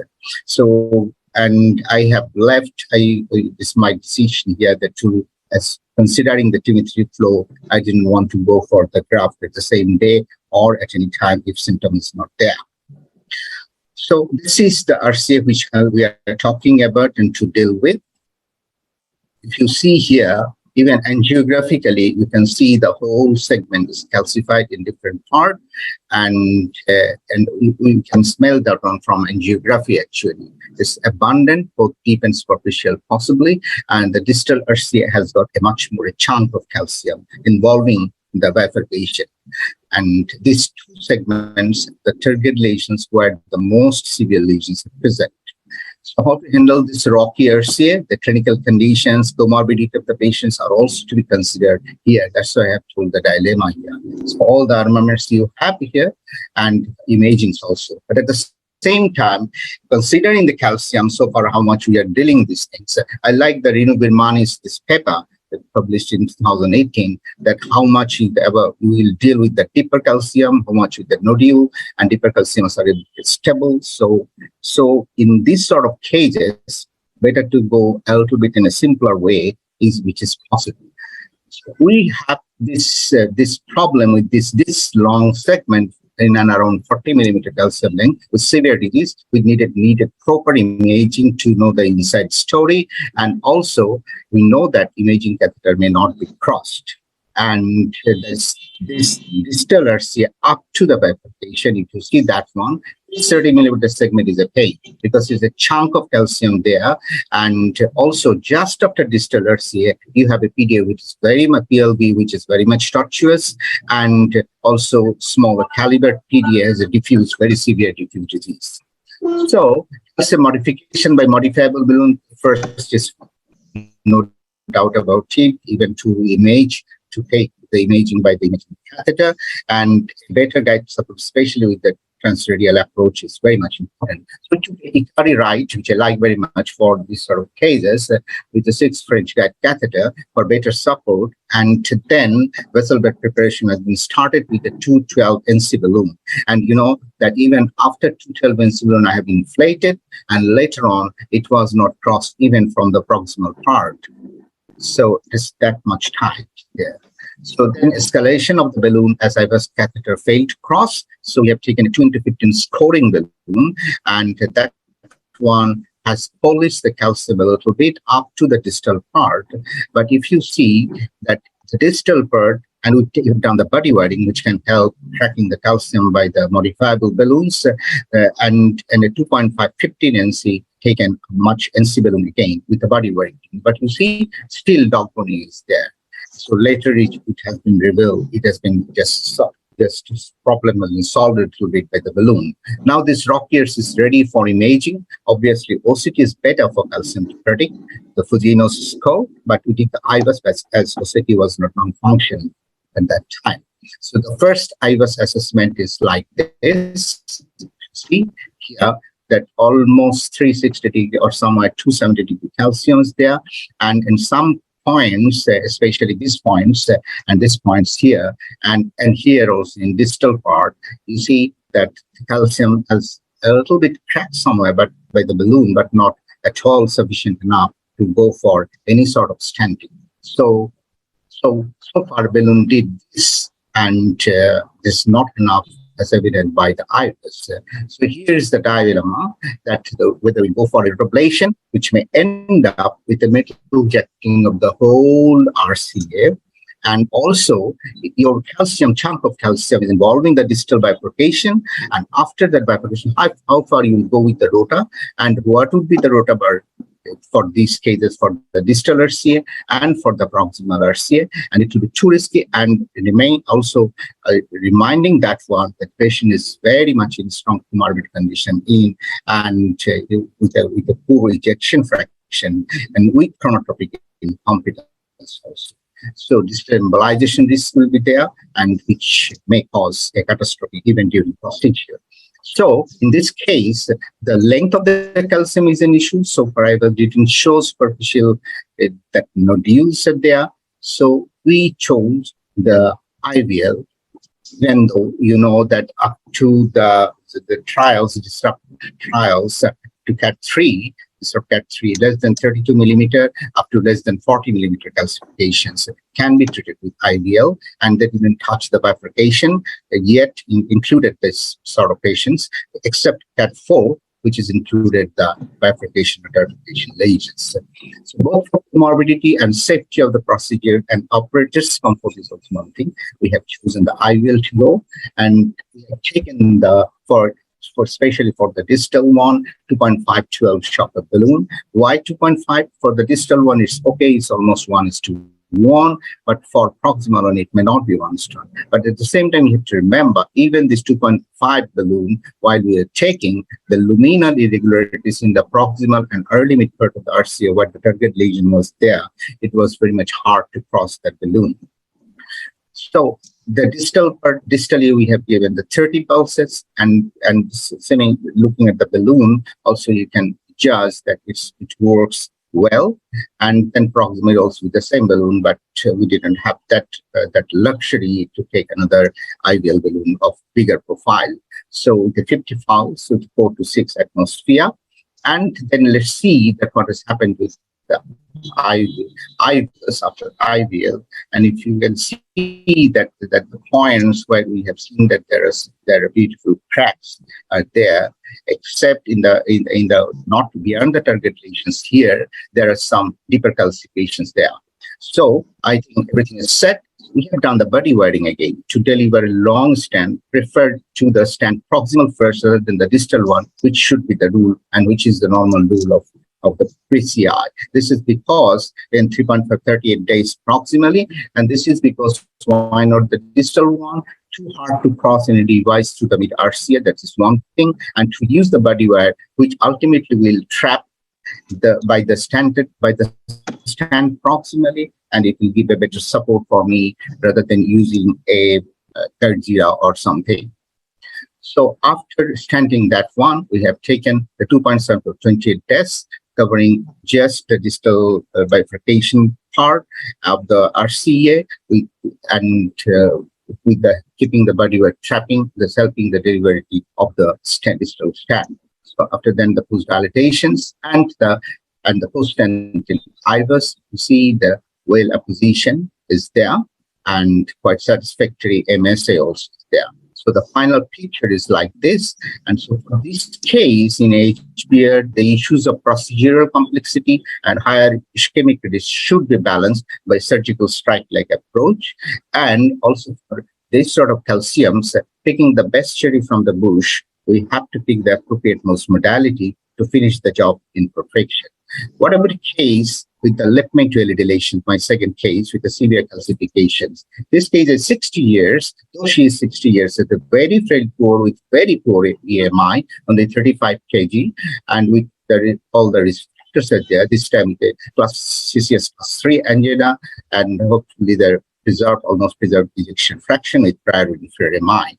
Very small cerebral radial, so you have to take a transluminal approach, and you have to use the back techniques to take the 620 catheter there. And if you see here, there's so much calcification, even involving the distal left main and the proximal and also part of the mid LAD. And also you have to deal here you have a also large, huge diagonal branch, which has also some mild to moderate osteal disease. So quite disturbing here, this segment, and this segment has severe calcifications, which can be seen also even angiographically. And also you have to deal with the left main bifurcation and also the LED diagonal bifurcations here.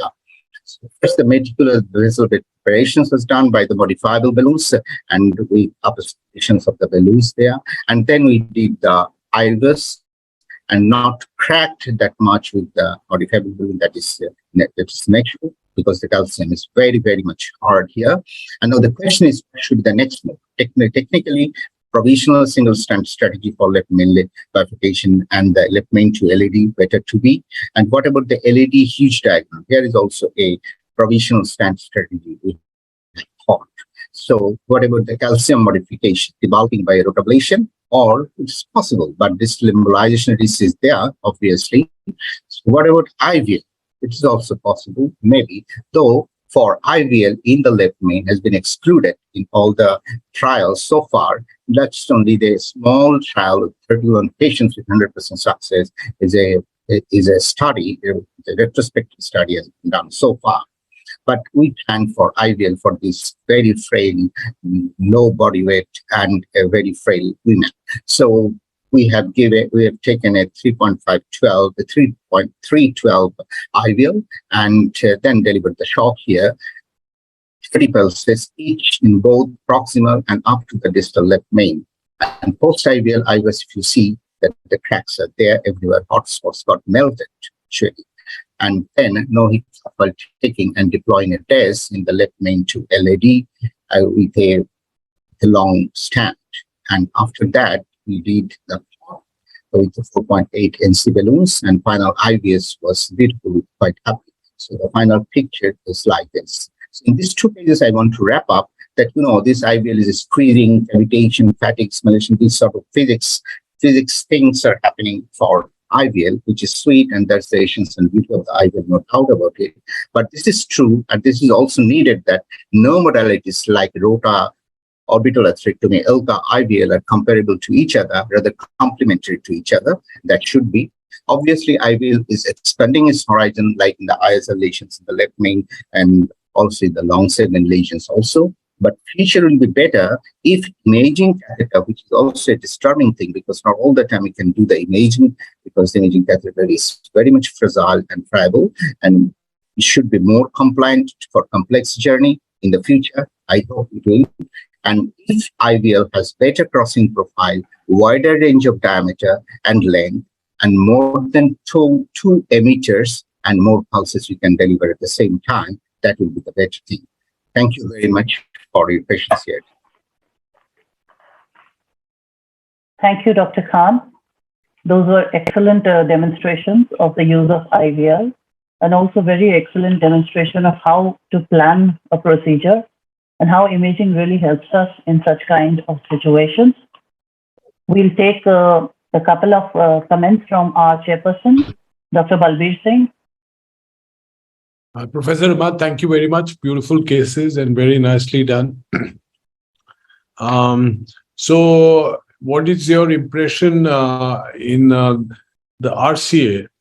Suppose you have, let's say, an LED and left main, which we're talking about. Used a 3 millimeter for LED. Left main 3 millimeter balloon would be too small. So, and taking 2 balloons adds to the cost tremendously. So what are your thoughts about this 3 millimeter balloon when you use in the left main would it produce the similar kind of effects what a larger balloon would do? That's the question still in my mind, actually, because that 1:1 it is the benchmark, right? But the thing is that somewhere where the luminal diameter, because of the calcifications, is 32.5, in that case, when you're fitting the balloon there in the desired segment where you want to give the shock there, so I think at that segment, when you can't put a 3 or 3.5 IVL balloon through that luminal narrowing due to calcifications, I think so far my experience is telling it causes some sort of crack in the calcium is possible. But all the time 1:1 this may not be possible. And for this specific case, the Lehman calcification was not that much. So I was actually in the early mid LED calcification. For that one, I took the IVL mode, and the Lehman calcification can be handled even by a modifiable balloon. It's possible, and that's why I was not that much worried about that one. Right. But so, you know that true IVL, if you can take, if Irfan can make the cost lower, then that would be the best thing. right. So the fact remains is that the calcium which we deal with when you say 360-degree or what you see on IVOS is generally superficial calcium. And if the balloon size is small also, and there's a tight stenosis, the whole balloon is going to hug against that calcium. So in my opinion, it should be able to make those cracks, even though the company recommendation is 1:1 size to the vessel, not to the lumen. So I am not sure what it does. I'm sure there will be some bench studies to help us understand how much is the penetration if you are undersized with the vessel. But I have no clue as to the efficacy will be less or it will be equivalent.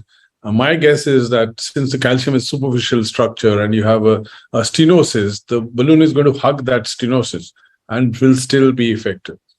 Yeah. What is your impression, Dr. Sarita? What is your impression? Sir, I believe that their recommendation has always been that we have to attain a contact point with the calcium.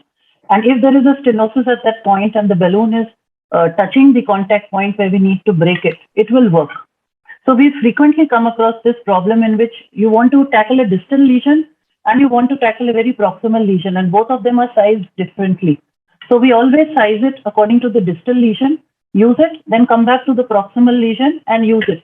And in our experience, it's always worked. It's always, and of course, we follow it up with a cutting balloon in the proximal portion. But we've always seen that the calcium has fractured. Yeah, that's true. So thank you very much. And we are running behind schedule. So we'll move to our next case. Dr. Khan, thank you for that wonderful presentation. Thank you very much. Our next presentation is by Dr. Sriram Veeraraghavan. He's Senior Intervention Cardiologist at SRM Medical College Hospital and Research Center. Dr. Sriram, can you share your screen? Yeah, I'm sharing the screen. Am I audible, ma'am? Yes, you're audible. Yeah, I'm just sharing the screen.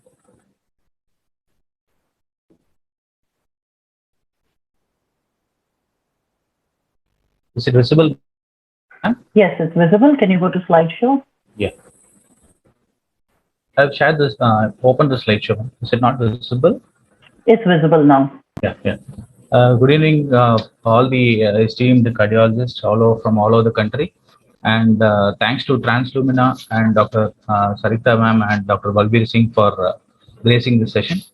And my case will be a 78-year-old female with classical comorbidities, and she was admitted with evolved anterol MI.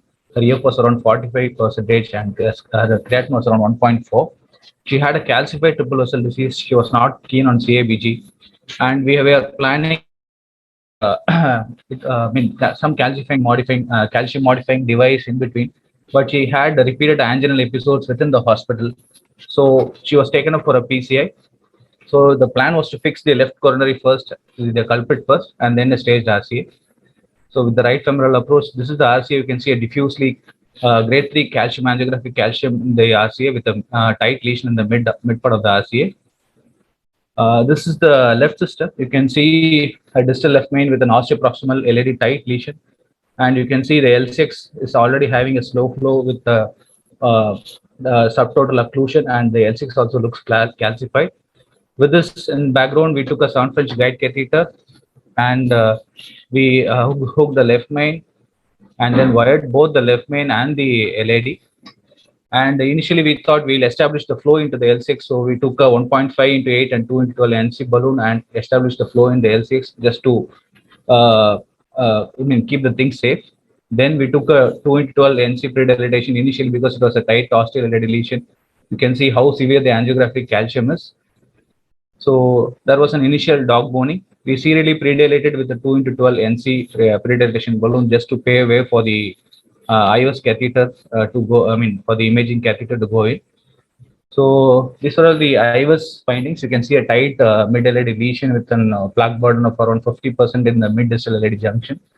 And there's a significant amount of calcium, intimal calcium involving almost 270 to more than 270-degree arc. And at some places there are almost 360-degree arc of calcium. And you can see the proximal LAD and the also shows some significant calcium. So this is the IVUS run. I just scroll it a little bit for the want of time. So you can see the calcium coming up in the middle. It's almost 180-degree arc, and the calcium keeps going. And you can see almost 270-degree arc of calcium there. There's at some point there's 360-degree arc of calcium. So there was significant calcium burden extending from the mid till the osteoproximal LAD. So with this in mind, we were prepared with the IVL. We had convinced the patient for IVL, upfront IVL. Since it was an antral MI situation, we did not want to take a rota and maybe face some slow flow, no flow, and she had an RCA disease also. So we thought IVL would be a better option. So we took a 3 into 10 mm IVL. You can see the two diodes which are in the center of the two markers. And as you can see, we started the pulse cycle in the mid part of the LAD.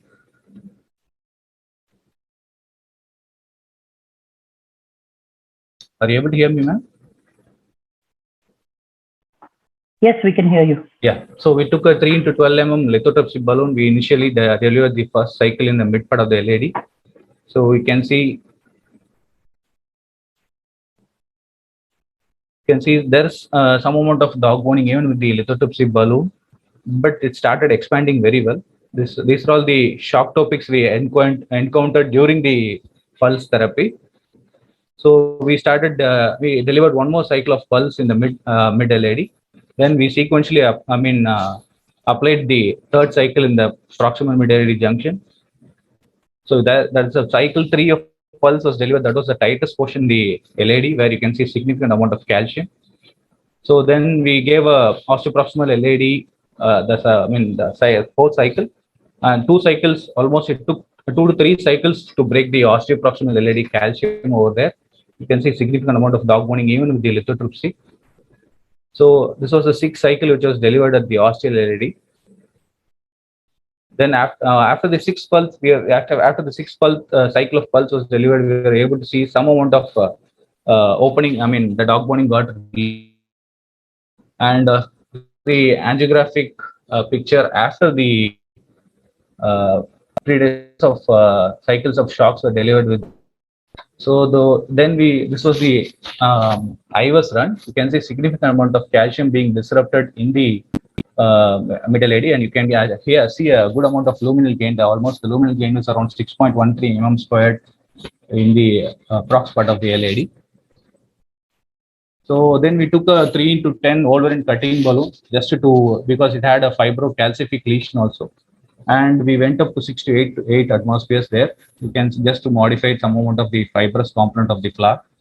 And then we took a 3 into 12 NC balloon just to ensure that adequate luminal gain is achieved in the proximal LAD. Then we took a 2.5 into 38 mm DES. You can see the stents getting well expanded. Then since 2 cycles of therapy was left, we thought we will just there was significant amount of carinal calcium. We did not have any plan to intervene into the L6 as such. We just wanted to establish the flow, and since she had a creatinine of 1.4 with a significant EGFR, so we did not want to intervene in the setting. So we just wanted to keep it simple.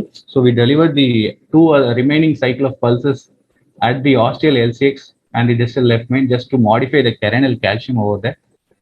So we delivered the 7th cycle and the 8th cycle there.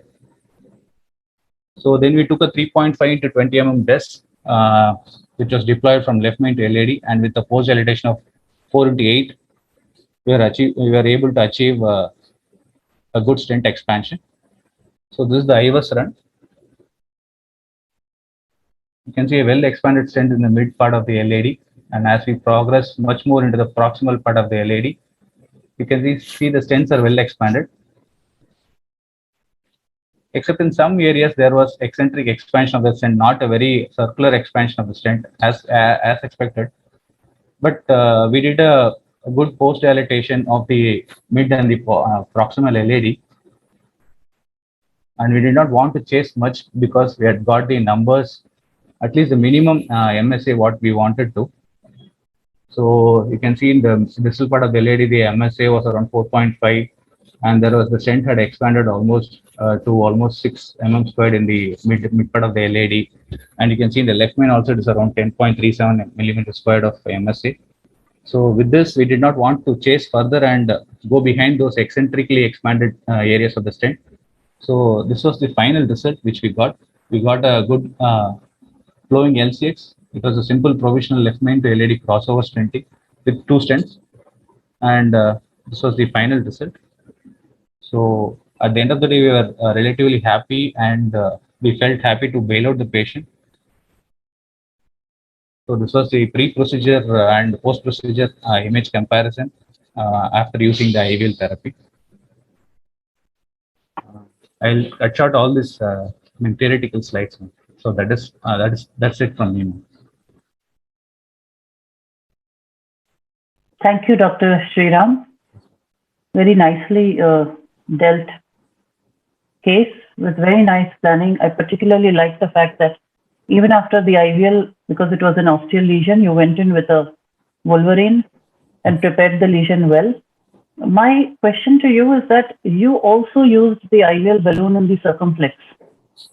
So did you take a final IVUS run into the circumflex to see what was the status, whether you'd induced any dissection or any compromise of the circumflex ostium? No, we didn't do, we just went ahead with the angiographic flow. We did not do an IVUS run for the circumflex as such.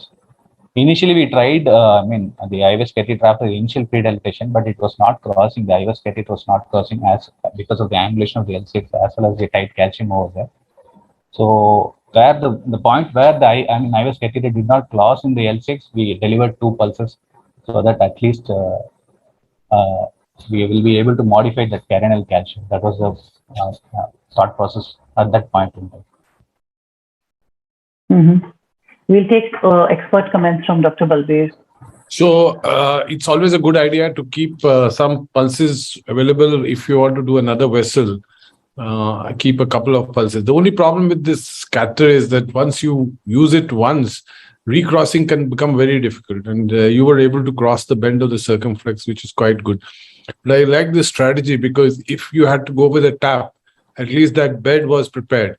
And IVL induced dissections are very, very uncommon. It's not seen. So the trauma is not much. So the dissection is a good idea. But I saw the last IVUS pictures. There was a 54% plaque area residual in the left main. I would not have accepted it. I would have gone with the 4.5. The vessel looks 5 there. And I would have definitely gone with 4.5. Angiographically, it looks perfect. But once you're using imaging, do it to the best. You may have achieved even 14, 15 areas with that left main. It was at least 5. And the plaque area left behind residual was 54%, which is quite large. I agree to the point. So I think some excellent case. We'll take some comments from the panel. Anybody on the panel would like to give some comments? Dr. Ashwal, Dr. Apoorv, Dr. Harshal, Dr. Pradeep. If not, we'll move to our next case of the evening. We'd like to invite Dr. Rohan Parekh, who's consultant interventional cardiologist at Olympus Heart Center, Anand. Dr. Rohan, you may please share your screen.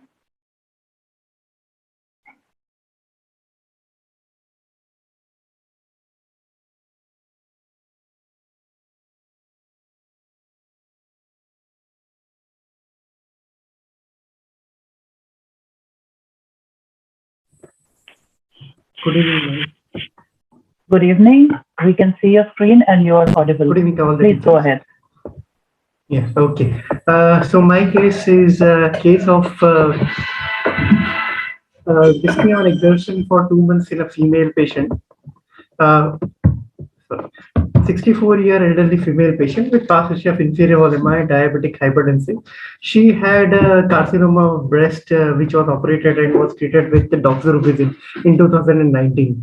My case is not a very great and international case, but it is more diagnostic dilemma. She presented with 2 months of history of dyspnea on exertion. There was no orthopnea, P&D, no night cuffs, no frequent urinations. Fatigue was there with dyspnea, though no angina, no pedal edema, no other signs of heart failure. Her creatinine was normal and thyroid and other workups were normal. The only thing was diabetes was uncontrolled. The top was negative, NT-proBNP was normal, 212, and ECG showed old inferior wall MI changes. Echo, there was inferior wall was scarred and akinetic, but anterior was totally hypokinetic, but it was almost of a global.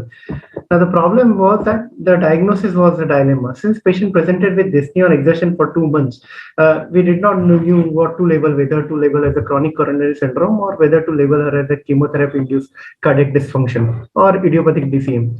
So then we went ahead with inducible ischemia testing, thallium scan, and there RCA territory was not viable, but LAD territory was viable with inducible ischemia. So then we decided to go ahead with an angiography and look for the lesion and treat the culprit vessel. So as you can see in the angiographic view, the LAD lesion was severely calcified long lesion starting from proximal to mid to distal segment. Rest vessels were normal. RCA was total occlusion, but it was an old non-viable territory. So plan was only to deal with the LAD calcified lesion.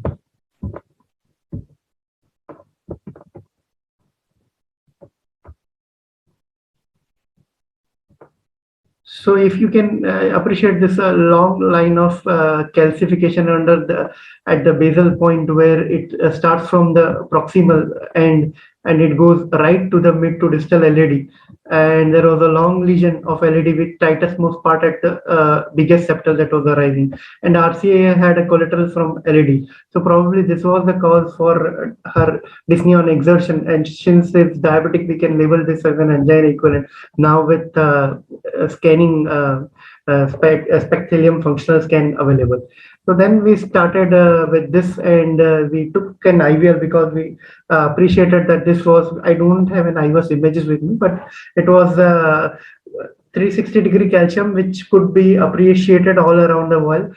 And so we took straight away 312 balloon, IVL lithotripsy balloon, and gave various cycles of shock. You can appreciate that initially it was not expanding, and then gradually it started expanding well, and the calcium gave away.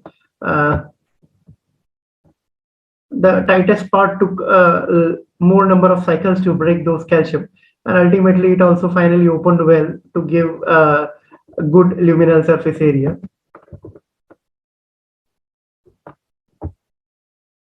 So then after achieving well and using the non-compliant balloons to prepare again the bed before taking the stent, we took a long 3.5 stent, 3.532, and then proximally we used 3.524, and so there was an overlap stent segment, and ultimately we could achieve a nice result in the LAD.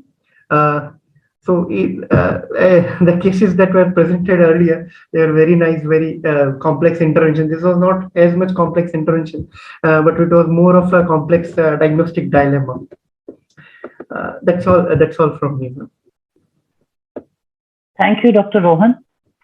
Very nicely done case with a very good result and very good demonstration of the use of IVL in a calcified lesion. Thank you so much for the very nice case. And over to our expert panel for comments, Dr. Balbir. So did the ejection fraction improve after this? Sir, this case was done by me in 2020. Now this has been 2 years of follow-up. EF has come down to 40, 45. Not completely improved, but she has improved and asymptomatic. Actually, patient lives in London. She has now gone back. Last I saw her in December last year. Okay. So that's good. Symptomatically, the patient has improved. And it was a particularly important vessel because it was giving collaterals to the RCA also. So I think symptomatically she did well. Very interesting case, and thank you so much. And in the interest of time, we'll go to our final presenter, Dr. Parminder Singh. He's Assistant Professor, Department of Intervention Cardiology at Guru Nanak Medical College, Amritsar. Dr. Parminder. Good evening, ma'am. Good evening, sir. I think Dr. Rohan is still sharing his screen. I'm not able to share because Dr. Rohan is still sharing his screen. Dr. Rohan, can you unshare, Dr. Rohan? Yeah. Yeah, I think now you can share, Dr. Parminder.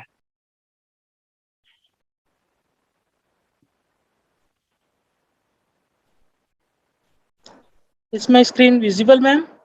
Yes, it's visible and you're audible. Can you go to slideshow? Good evening, everyone. Myself at Memtod, I am Dr. Parminder. I am Assistant Professor of Cardiology at Medical College, Amritsar. Today, I am showing a case of a 55-year-old male. He has a effort angina from 6 years. And from last 2 years, the class is class 3. The patient had PCI to RCA, which was done elsewhere 1 year back. He's a diabetic, he's on insulin and OHAs. His ECG is suggestive of left ventricular hypertrophy with left bundle branch blocker pattern. And echo is showing a regional wall motion abnormality in LED territory. He's having crescendo angina, and despite maximum tolerated doses of beta blockers, nitrates, statins, and metabolic activators, now finally we think of taking this patient for a coronary angiogram. So the coronary angiogram showed a heavily angiographic calcium involving the left main, bifurcation lesion, and mid LED. And then after the CAG, it was a highly calcified distal main and proximal LED lesion, but in a 1-1 type of calcification lesion in mid LED, and he has a patent stent in the RCA. So CABG was discussed with the patient. It was patient turned down the CABG, and finally we planned for an IVUS guided with IVL supported left main bifurcation. So when we initiated this case, we took a 7 French femoral access. The first challenge was to wire from this mid LED into the main LED, from the mid LED into the main LED vessel because of the angle at which the diagonal was there. Every time, because of this preferential angle, the wire was going into the diagonal branch. It is not entering into the LED because of a very small spicule, which we will see once we see IOS images, spicule of calcium, which was deflecting the wire into the diagonal branches. So we made a multiple attempts using our workhorse wires like run through normal support, BMW, filter. Then we think of taking a support from a micro catheter. We tried using a micro catheter, but again, our maximum efforts, they went into, it was in vain. We even tried with a stiff wire Gaia second, because since the shape was not preferable, it was again going again and again into the diagonal branch. So we think of taking either a Crusade double lumen catheter, or we changed to another wire. Finally, we made an attempt using micro catheter using a Filter XT, and this time the Filter XT, it went into the main distal LED, And this time we made a access into it. And after that, once we made a access, since a micro catheter was easily passed, we thought of taking a IVUS run. So on left, it is a run of the IVUS from left main to LED, and it is showing a very tight calcium. I will just restart it. There is a very tight calcium in the mid portion of the LED, and also in the distal left main and the ostial LED. And run from the left main to a ramus branch, it is also showing almost an arc of 260 degree of calcium involving the ostial circumflex. So we definitely need something to make the way, and this time our Maji is IVL balloon. So we first made a way for just entering the IVL balloon using a 1.5 into 10 semi-compliant balloon from left main to LED. We delivered almost 40 pulses using 3 into 12 shockwave coronary catheter from left main to LED and 20 pulses from left main to ramus intermediates. We purposely kept 20 pulses for used if the stent doesn't post dilate after placement. So post IVS, the run, it is showing there is some lot of cracks which in the tightest portions of the LED. And once these cracks are confirmed, we stented the mid LED using a Giants Prime 2.75 into 33 at 12 ATM. And from left main bifurcation, the strategy was to go for a mini crush,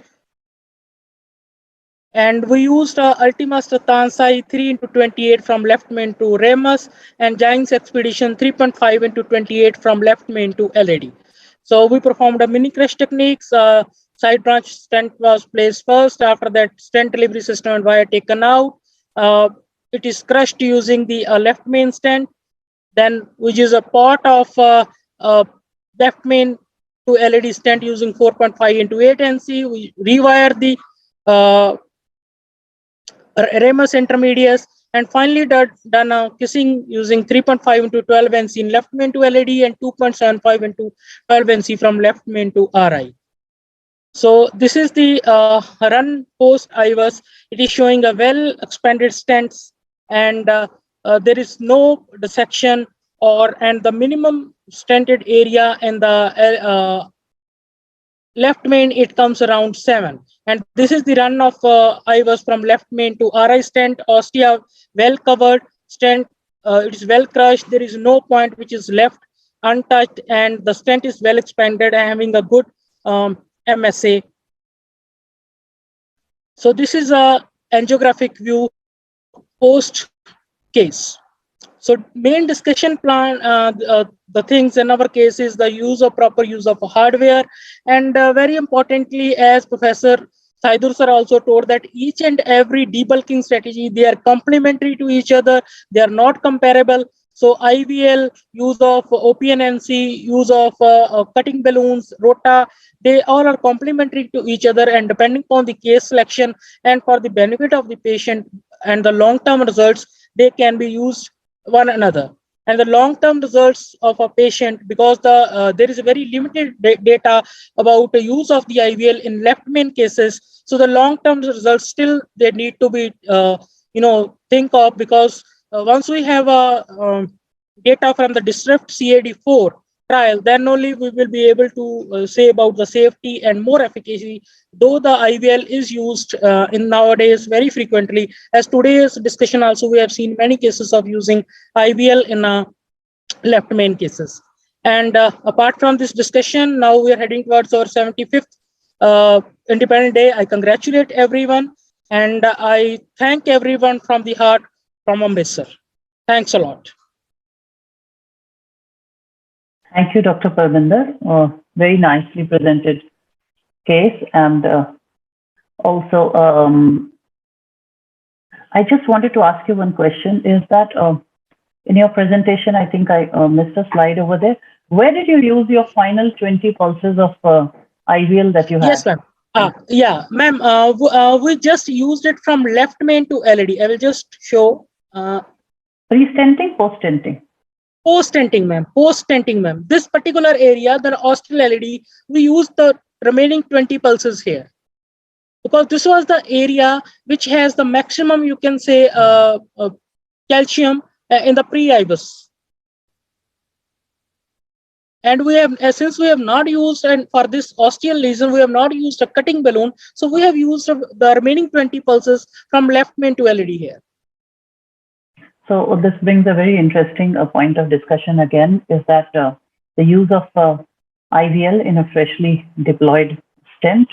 I think all of us have used it sometime or the other in a freshly deployed stent, although the manufacturers say that you shouldn't because it interferes with the polymer of the stent.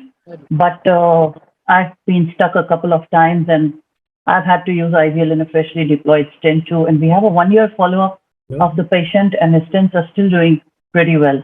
Dr. Balbir, would you like to say about that? So use of IVL in a freshly deployed stent. So my thinking is that use all the pulses before you get the stent. I would not wait to see a particular patient where the stent is still underexpanded despite an IVL. You have cutting balloon at that stage. You have an NC balloon. You can do a repeat run before you deploy the stent. Getting the stent and then using the pulses has some disadvantages. One, the sizing. For example, this vessel, I am not clearly seen those images to answer this question, has to be 3.5 to 4. This proximal part of the LAD or the ostium has to be around 4, in my opinion, on IVUS. And when you use a 3 IVL, you would hardly do any justice to this lesion. There's no contact with that end of the. So using them after the stent is a last ditch when you are left with them. Don't make it a strategy that you will keep 2 pulses for the stent if it doesn't expand. So I think that's a very good message, that we should always try to use it upfront and prepare the bed upfront. And especially for osteal lesions, we usually like to go in with a cutting because we know there's a lot of fibrous tissue over there.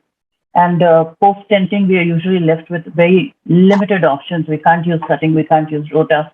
Sometimes we do use IVL, but yes, we are limited by the size constraints. And of course, then you can think of using an OP and NC, which is also a last resort. So always important is to prepare the bed before we go in for the procedure, which is a point very well taken. Also, in the last case, we mentioned, somebody showed some shock topics, which we know that most of these shock topics are very benign. There's only been one case reported of ventricular fibrillation in a patient during the shock wave.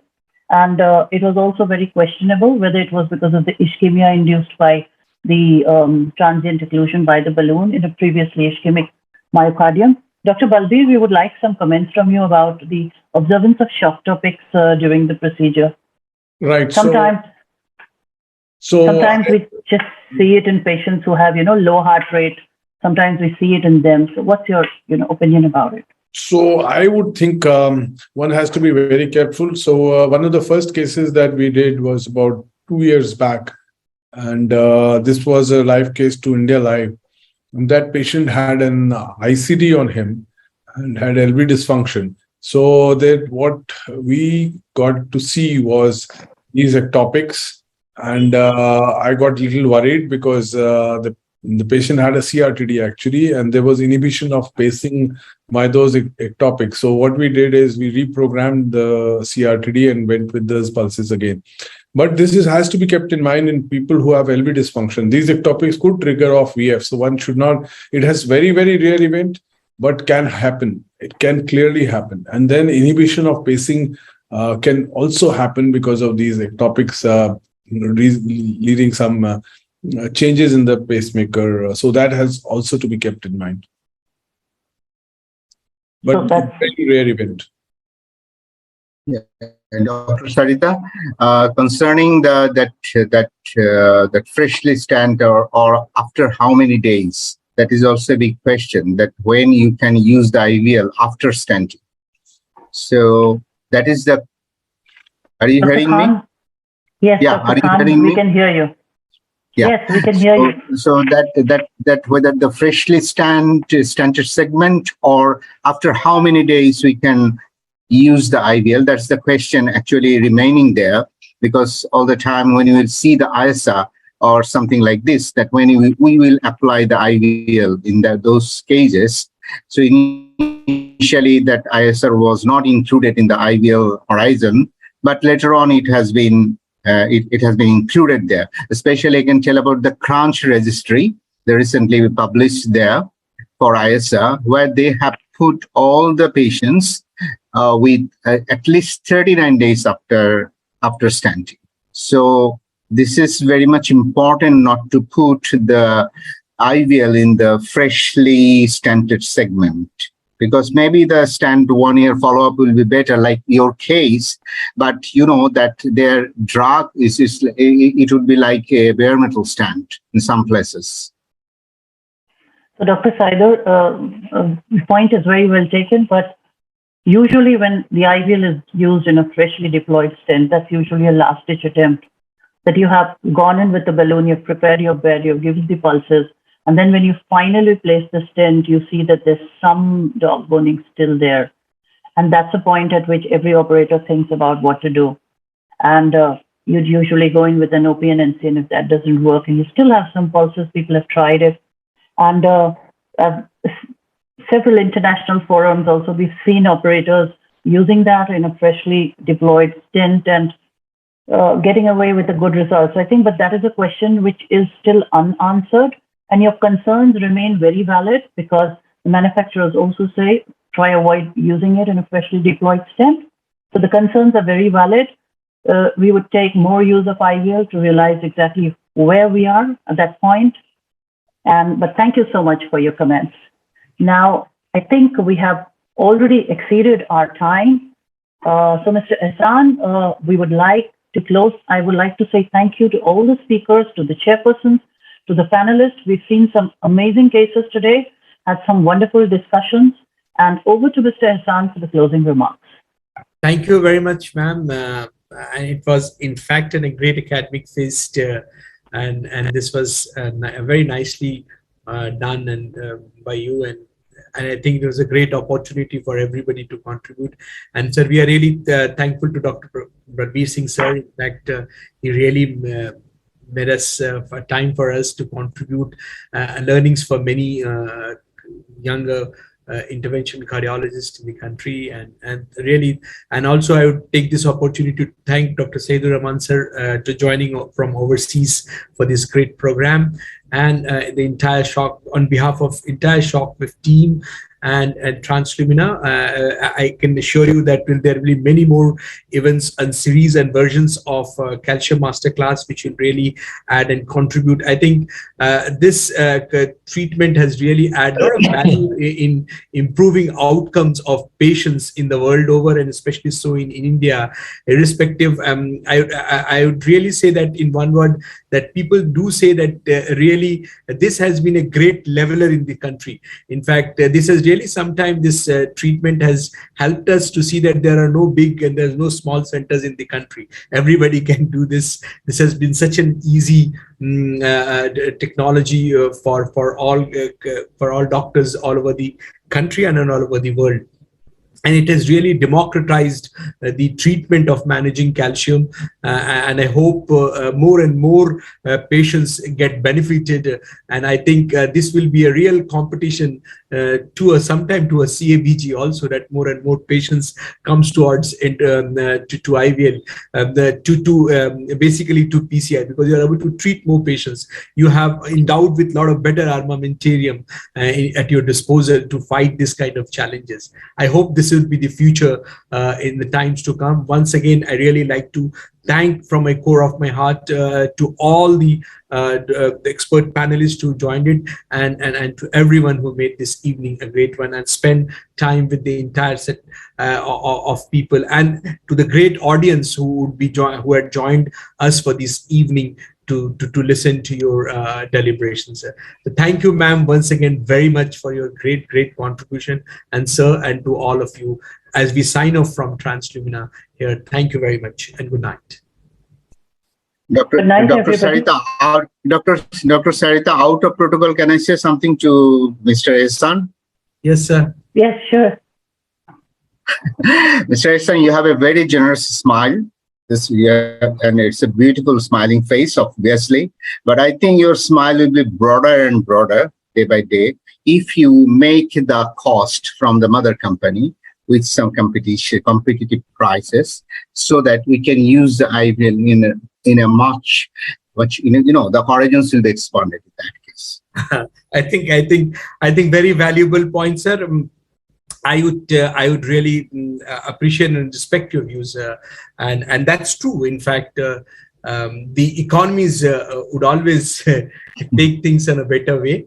Hopefully, sir, we would work towards it in future, and I think that's the future in times to come. And definitely, because I think there's a great saying, sir, as you rightly mentioned, that any innovation without an access is not truly an innovation. So, in fact, access with innovation is a true innovation. And I think with this kind of innovations and with perhaps limited access is not a great thing. So in times to come, I have my colleague, Mr. Bhojraj also here from Shockwave. We all will work together and we will synergize to see that how this, that more and more patients get benefited. We'll work toward this, sir. Truly deserving points, and sir, we will take this feedback a very, very important case. So, Mr. Ehsan, yes, I think yes, ma'am. Yes, ma'am. All of us, we concur with Dr. Saider when he says that cost is always an issue. I will also point to 2-3 more things that I think you should work on. One is the crossing profile of the balloon. No doubt it has improved from the first generation, but we are still looking to better crossing profiles of the balloon. The second is we want more, transmitters. There are only 2 transmitters. So for longer lesions, we would want a longer length of a balloon, like you have a longer length of the balloon in the other for the peripheries. So we can have a longer coronary balloon with more emitters. And the third thing which we are looking at is more number of pulses. This has only 80 pulses.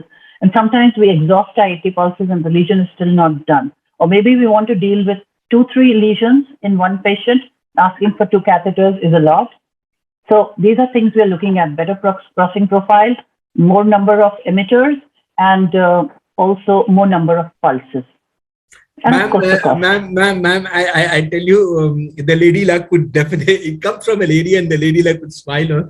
And most of this wish list which you had proposed, most of them, because I don't want to take away the thunder, because there are many things which are still in the pipeline, and it will be not true. It will be a bit premature to me to talk about it.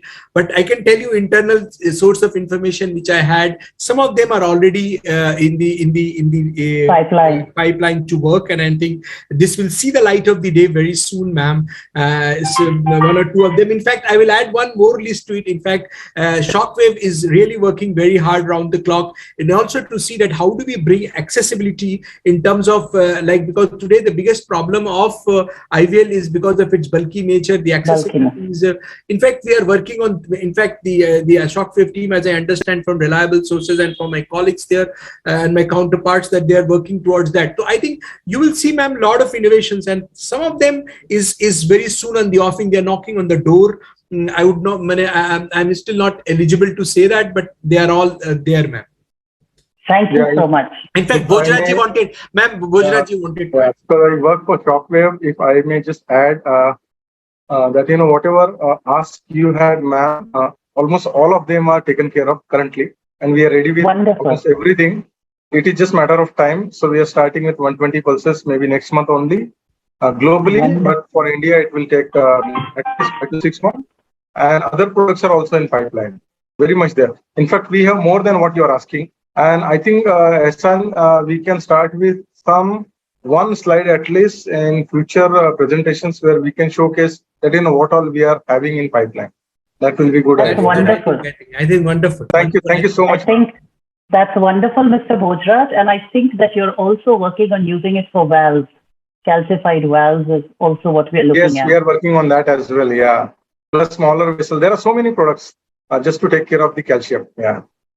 Wonderful. The innovation is the way forward. And thank you so much for everything. And say hello to your colleague, Liliana. And good night, everybody. Good night, everyone. Thank you so much, ma'am. Thank you so much, everyone. Thank you. Have a